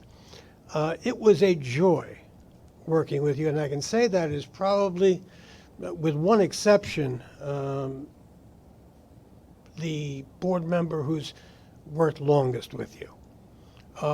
You've never failed to step up to bigger responsibilities when the need was there. I remember your time as acting transit president. But I mostly remember your willingness to work hard and through some very tough issues with respect to buses and the kind of service we provide. Darrell, I am going to miss you on a personal level and certainly professionally at this board. Your service to all the riders of New York has not gone unnoticed, and I am grateful to you. What I particularly like about the fact that we both started at different years, of course. I started as a conductor, never thinking I would be sitting here, but to have a father to follow and to go as far as you did, it's really an honor, and I wish you a long and a happy retirement. There's a lot of areas, Darrell, where you deserve praise, but there's one area that I want to focus on and highlight in particular, and that is your sustained, earnest, and frequent collaboration with the advocacy community. It should not be understated, and you've never understated it, the role that informed and engaged advocates have in transportation policy and in the mobility of this city and this region. And it's something that you've understood, and you've set a culture with your team that has been respectful, not always in agreement, and that's important. We can't always agree, but you have been respectful, and your team has been respectful, and you've given credit where it's due, and you've acknowledged the contributions of the advocacy community in a way that other leaders should certainly take from your model and your example, not just in this agency, but across other transit systems across this country, where there's often that adversarial relationship and that those contributions are not appreciated. And I am not speaking on behalf of the entire advocacy community, but you know my roots.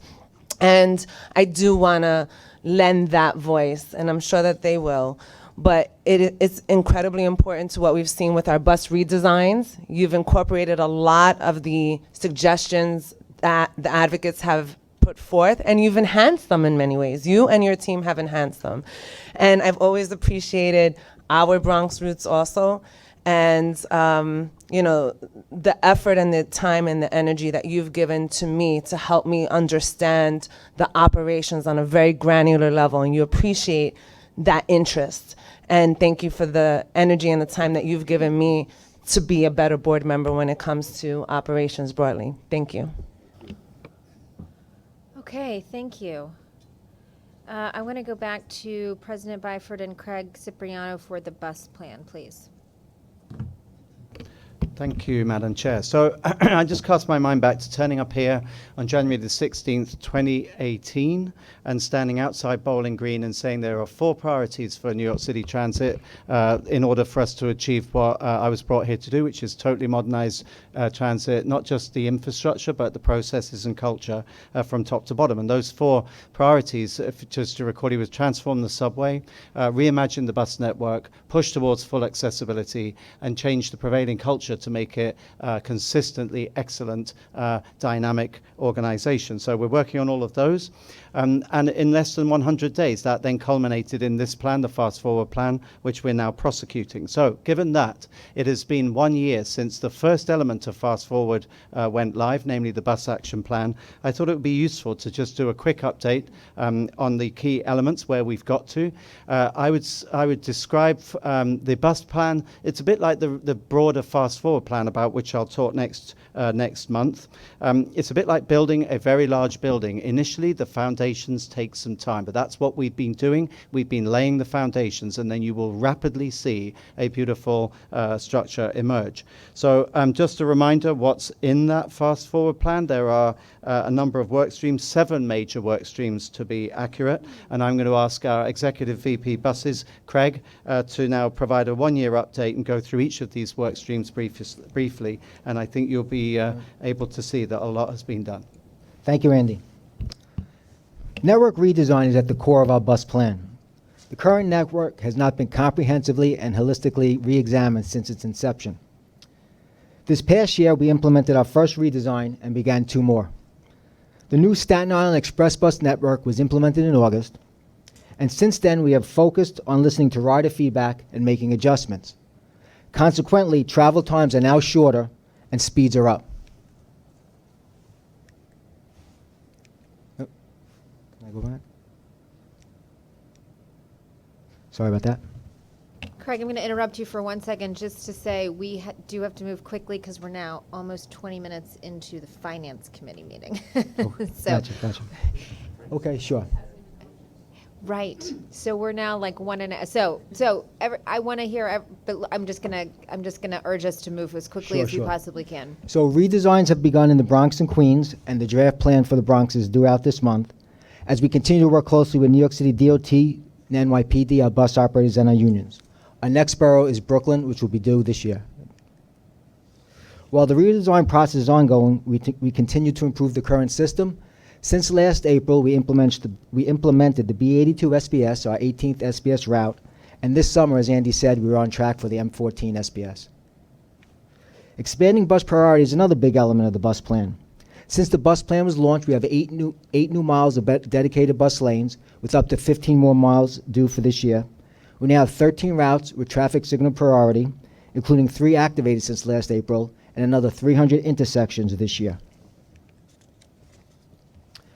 Traffic enforcement is another key area. We started regular joint blitzes with NYPD and seen positive speed improvements. One major effort between us, NYPD, and New York City Department of Transportation is right outside this window, where we have been able to improve bus speeds by as much as 30%. Looking ahead, we will pilot onboard bus camera enforcement systems set for this summer.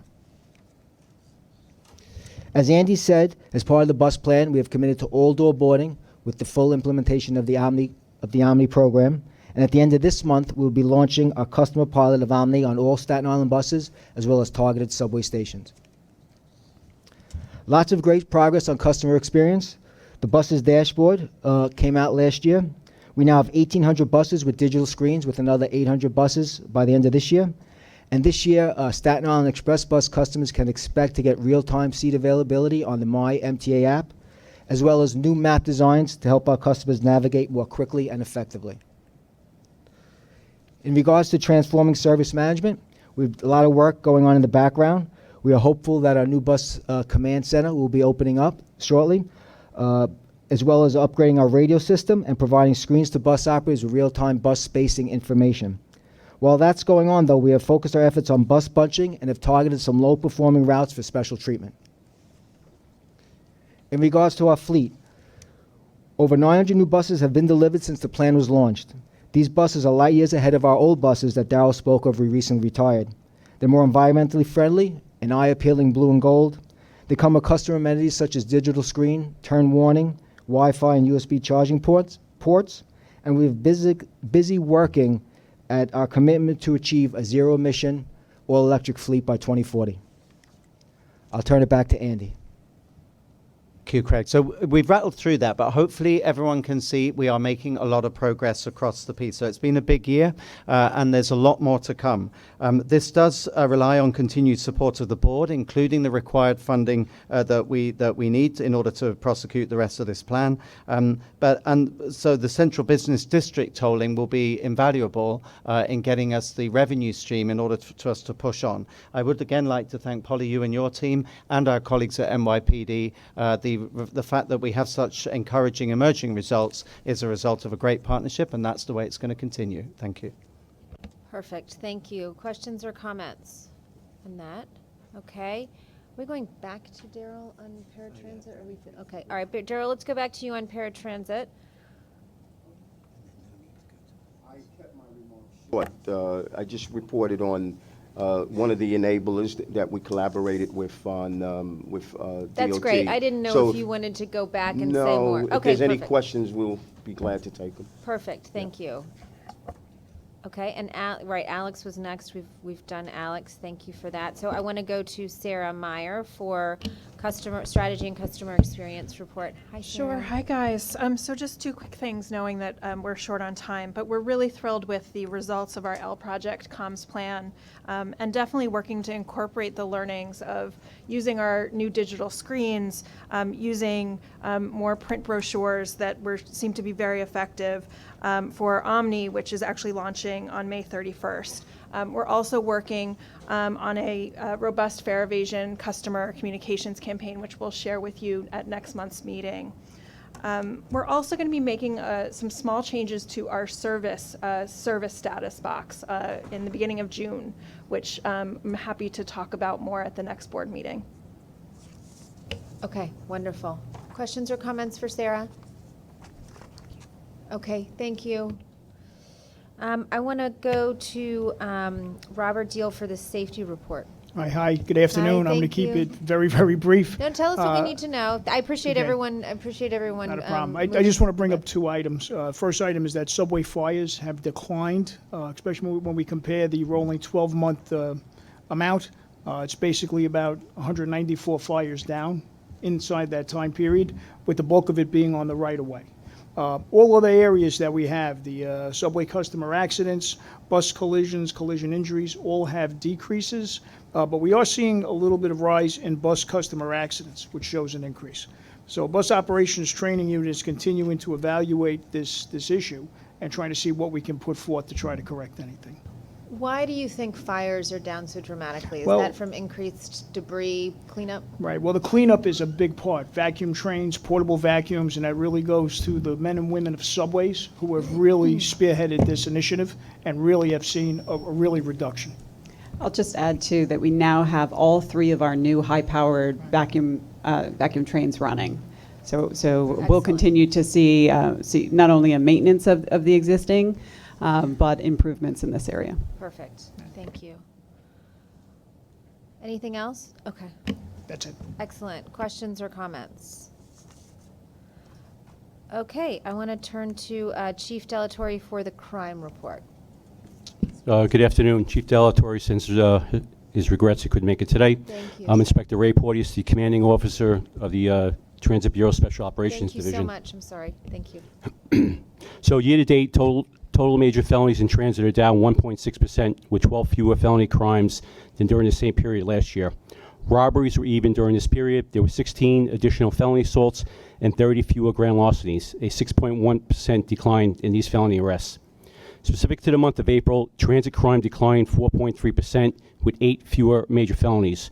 During the month, there were 35 reported robberies, 31 reported felony assaults, and most notably, 112 grand larcenies, a 14% decline with 19 fewer incidents for the period.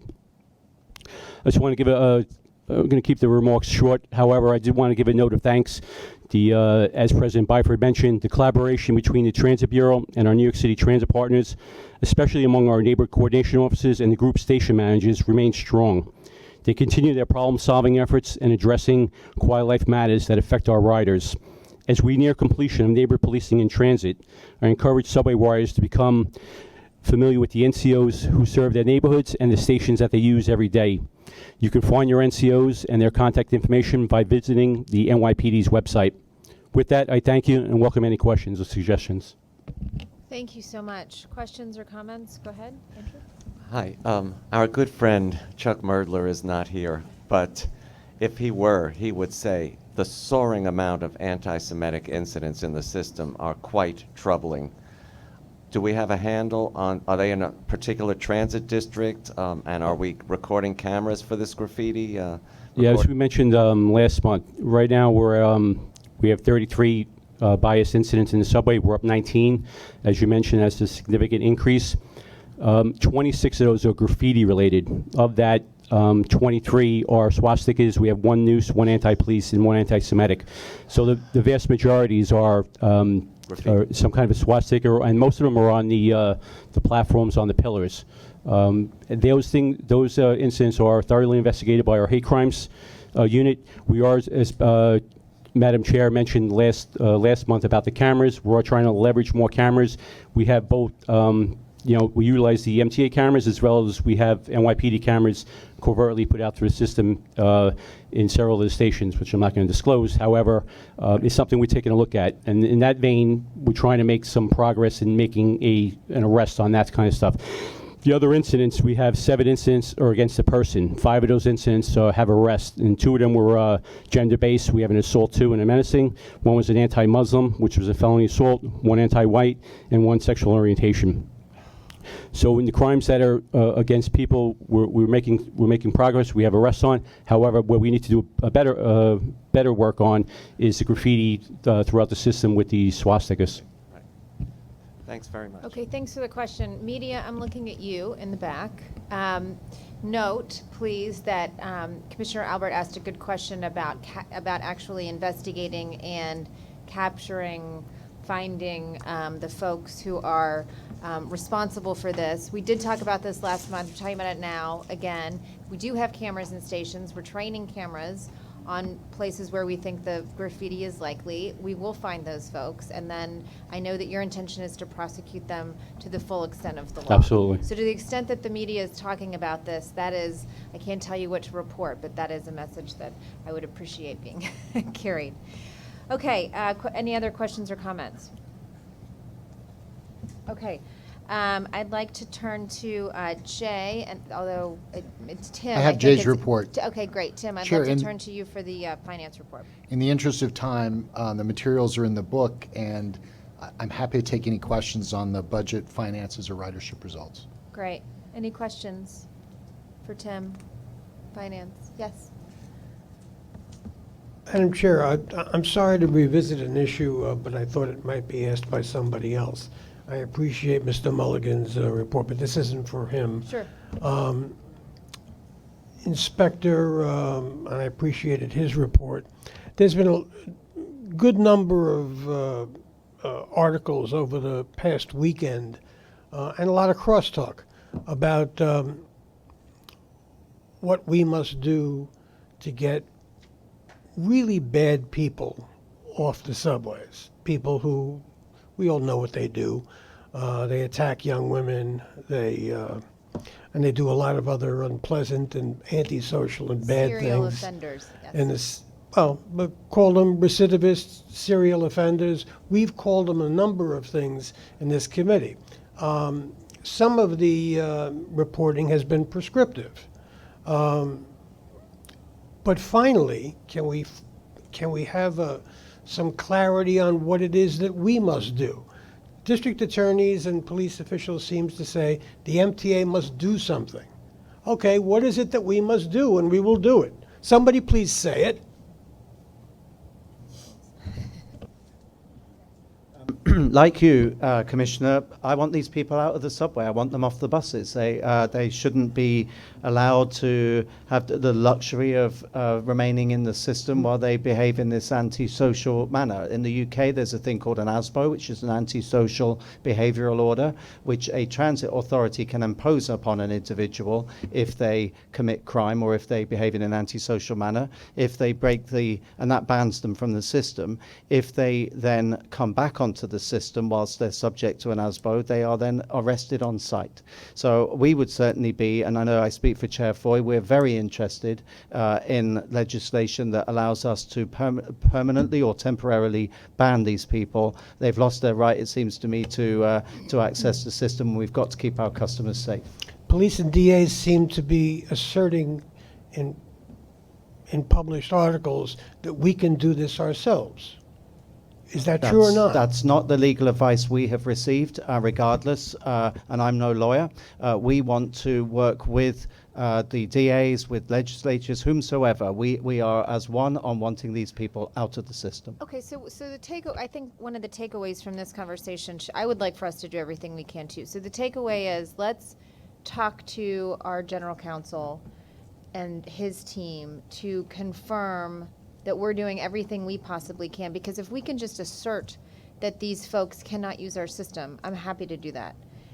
If for some reason we need to do more and ask Albany for permission to do that, we'll do that, and we'll make the case that we want that as soon as possible. And maybe, I have no idea, maybe we can do this through an executive order, maybe the MTA can do this on our own, but I would be happy to get those folks off the system. And more cameras will help in that effort, obviously. Other questions or comments about that issue? Okay, so Tim, you were giving the finance update, and we were asking for questions. Any questions or comments for Tim on finance? I've now completely lost track of where we are.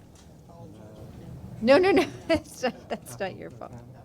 Capital programs, perfect. Let's turn to that. Alok. Good afternoon. I'll be very brief. In April, we awarded 6 projects totaling $135 million. This includes one resiliency projects, protection of the St. George Terminal in Staten Island, and then is escalator replacement projects at Metrotech J Street Station on Fulton Line, and we have the track switch replacement and Broadway 7th Avenue line. In April, we also completed 14 projects, about $325 million. Primarily include the 5 station improvement projects, 23rd, 57 on 6th Avenue line, 34th Street 7th and 8th Avenue line, and the 28th Street Lax Avenue line. Also, the purchase of 72 articulated bus. those new bus actually has the safety feature and customer experience feature in there built in. That concludes the capital program report. Thank you so much. Questions or comments? Okay, excellent. Let's turn to procurements. Good afternoon.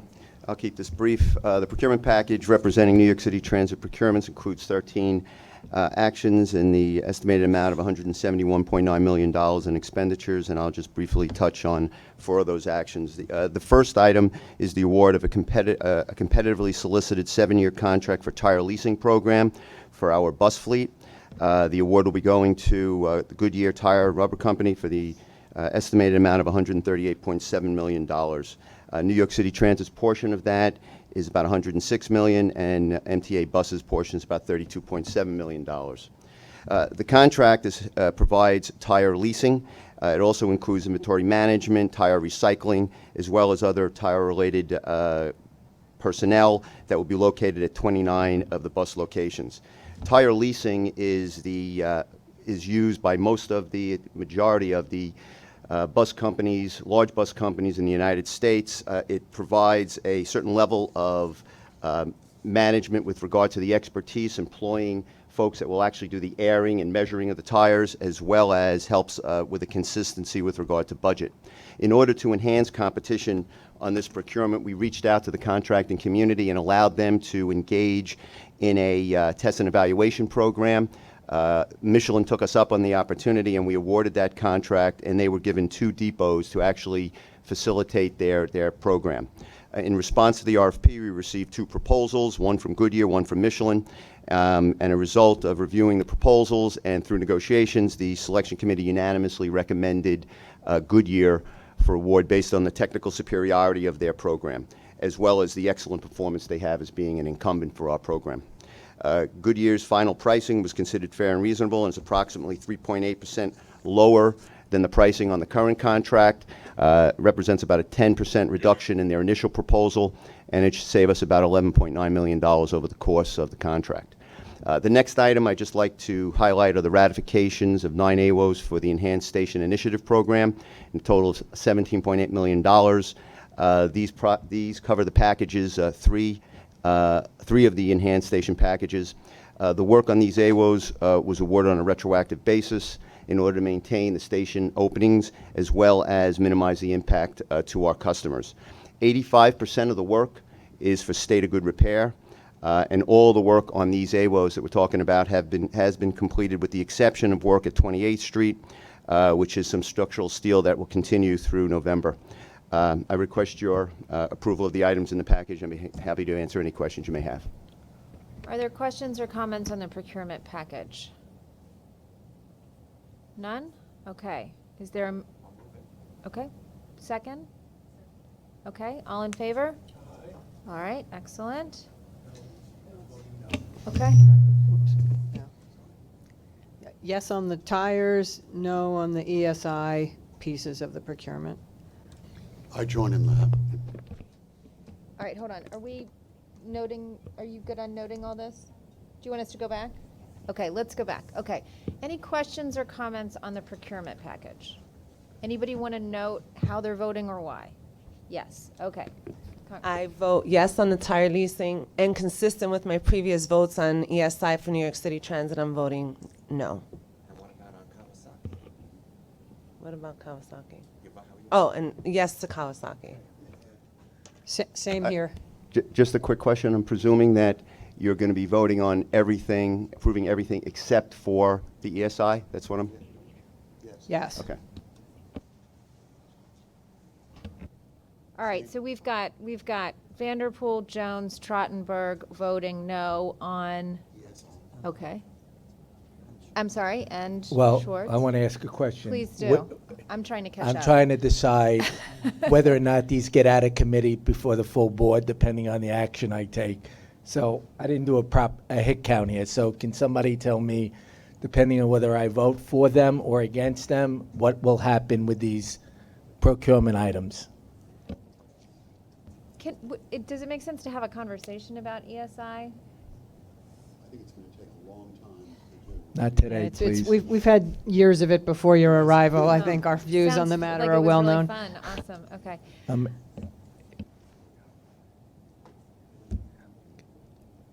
Is someone, this.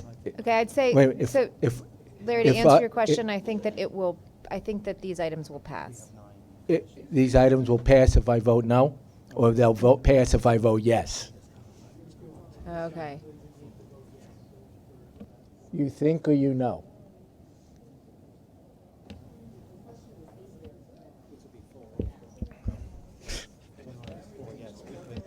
Who counts, right? I was going to say.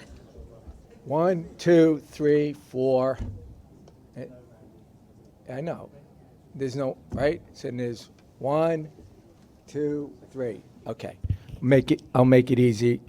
I'll explain why I was preparing to vote no, but I'm going to vote yes, and we'll discuss my reasons Perfect. at Finance Committee. Okay. So I'll be a yes vote. Okay, got it.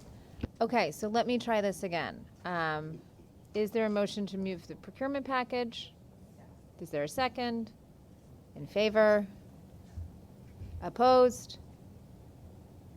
Okay, don't be scared. If you're voting against it, vote against it. Okay. All right, got it. I know, Yes we for got parts it. of it, no for. We other- got it. In favor of the Kawasaki and We got it. Okay. All right, excellent. Let's move to the student Metro cards. So I'm going to take this one. So I'm really Thanks, excited Sarah. to bring an action authorizing a tariff change to discontinue the half-fare student Metro card and replace it with a free 3-trip student Metro card. Replacing the half-fare program with full fares means that students will no longer have to carry change on them to pay the difference in fare. The change is an investment that the MTA is making to help make students' commutes to school easier, and a great example of us taking action on customer feedback. To make this change an all-around success, though, we also need the cooperation of the Department of Education, parents, and teachers to help educate students to swipe their Metro cards when entering our system or dip them on buses. So we thank you and look forward to the vote.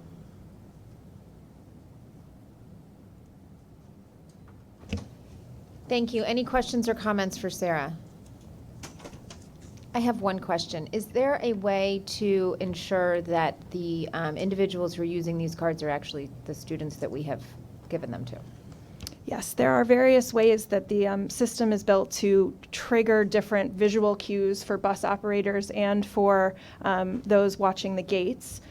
Different lights display when students use their student Metro card, which helps with enforcement. At the same time, I know that the NYPD and others are also paying more careful attention to this. Okay, appreciate that. Thank you. On the NYPD side, yeah, we encourage it as well. As Sarah mentioned, we encourage the students to use the Metro card so it'll register a swipe, and theoretically that would lower the perceived fare evasion rate if they go through the the turnstile, and it just keeps that that optic of disorder.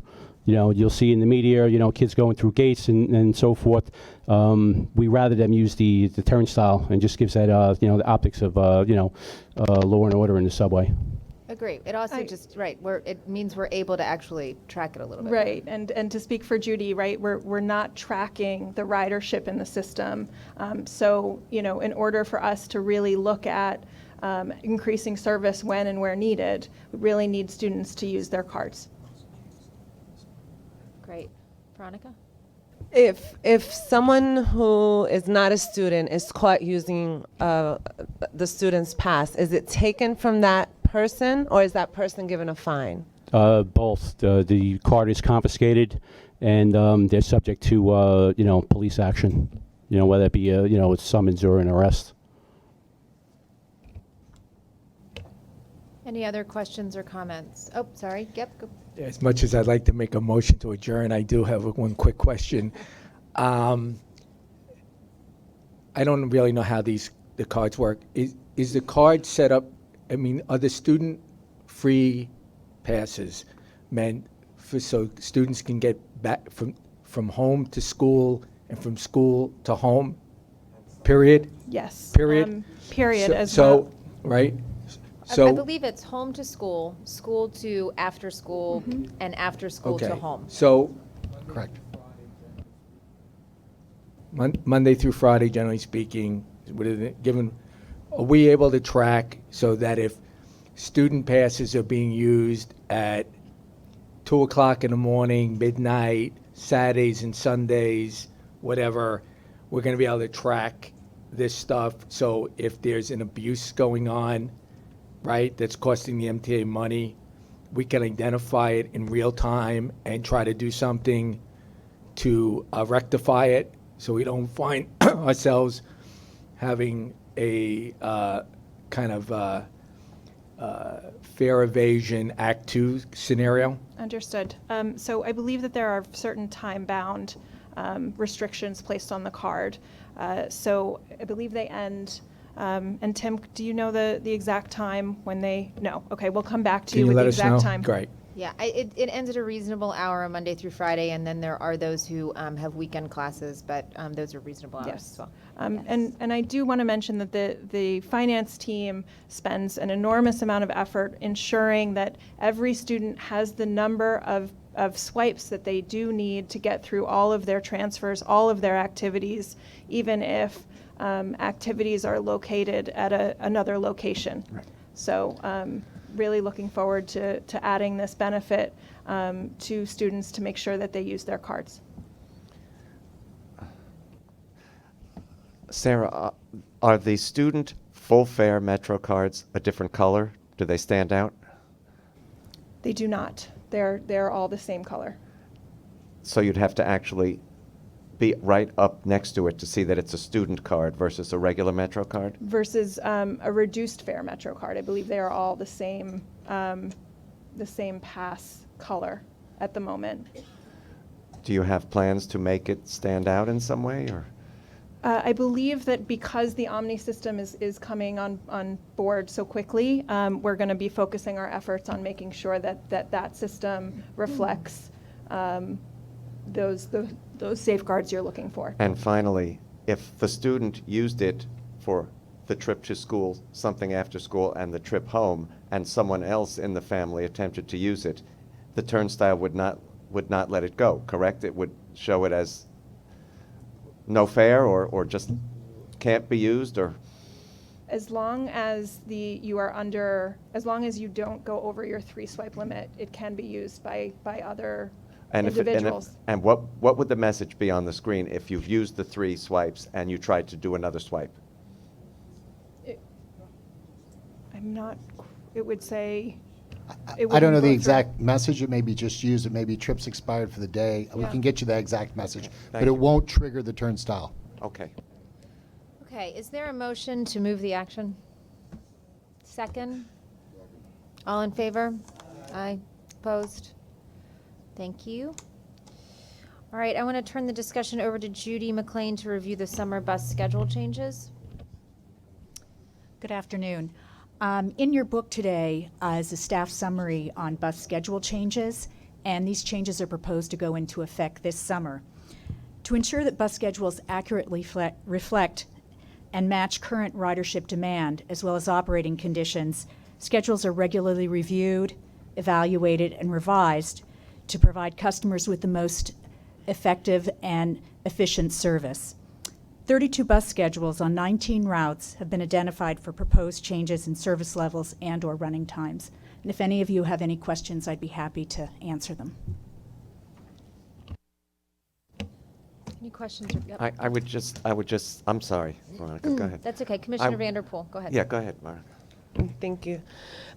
Just a quick comment about the rebalancing and the rescheduling and optimization. And just as an agency, we're undergoing the bus redesigns in several more boroughs. They're underway well, finished in one and underway in the second.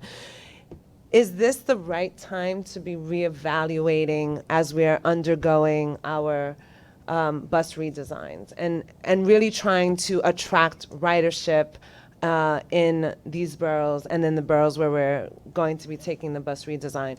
It just comes back to comments that have been made by many board members over time about this cycle of reducing service, reducing ridership, and then how do we regain that ridership again?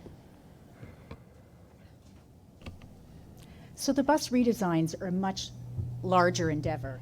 So we do four times a year, we implement service changes. And these reflect, for example, in the summer pick, it's not only these service changes, but also the elimination of the specific school trips. So we need to go through this process so drivers can pick their jobs. And in the meantime, we want to continually review them because there's operational changes, there's ridership changes, and these are kind of, in this case, in this particular staff summary, by making some of these revisions, we freed up buses that will allow us to add service to the B63. And that's something that the community had been asking for, and now we're able to provide that. We don't want to wait to make these adjustments until we get the full redesign in place. So this enables us to make, gradual changes as we move along towards those bigger changes that we're working on. Commissioner Jones? Yeah, just two questions. If we looked at these 19 stations, 32 stations, or 32 routes, how would they break out in terms of the various boroughs and communities? Are they concentrated in one borough over another? Are they focused in the poorest communities? I'm wondering, just as an equity issue. And then a second issue is is there a comment period where communities, at least for 2 weeks or so, could get knowledge about this and raise concerns? So yes, in attachment 1, it has the specific schedules and routes associated. So we routinely, every 2 years, look at every route. So every route in the entire system is reviewed systematically. In this case, there's routes in Brooklyn and in Manhattan primarily, also one in Staten Island. But in terms of your other question, so we regularly do that. Every route gets reviewed. In terms of your other question about letting the community know, in this case, we sent out a letter 30 days in advance to the community boards and elected officials, informing them of these changes, and we invited them to the meeting today if they wanted to speak. Yes. I will say that adjusting the schedules so that they more reflect reality, as was done on the subway, is a good thing, because having to short-turn buses because they're way out of sync deprives certain communities of bus service. So in that regard, I think the things you're suggesting today, at least in regards to, having the schedules meet much more reality, is a good thing. Thank you. Any other questions or comments? Okay, I want to turn the discussion over to Andy for the standard follow-up reports. Sure, thank you, Madam Chair. There's 3 standard follow-up reports this month. They are the monthly Metro Card report, the quarterly Transit Adjudication Bureau report, and the quarterly Elevator and Escalator report, all of which can be found in the book. Okay, on the elevator escalator report, I would love to have a conversation at some point. I have a variety of questions, but I can't in good conscience keep this committee meeting going any longer. And so I will follow up separately, and maybe we can go ahead and make sure that we have a conversation at the next committee meeting next month involving the elevator and escalator report. Any other questions on those reports, comments? Okay, any outstanding action items? Yes, Chair, there was one outstanding action, which was to provide regular updates on SAP. And if you refer to the last page of the subway report, you can see the program's accomplishment for last year, this year, and overall to date. And next month's report will show monthly data. Excellent, thanks. Any final questions, comments? Is there a motion to adjourn? Second, all in favor? Okay, excellent. See you next.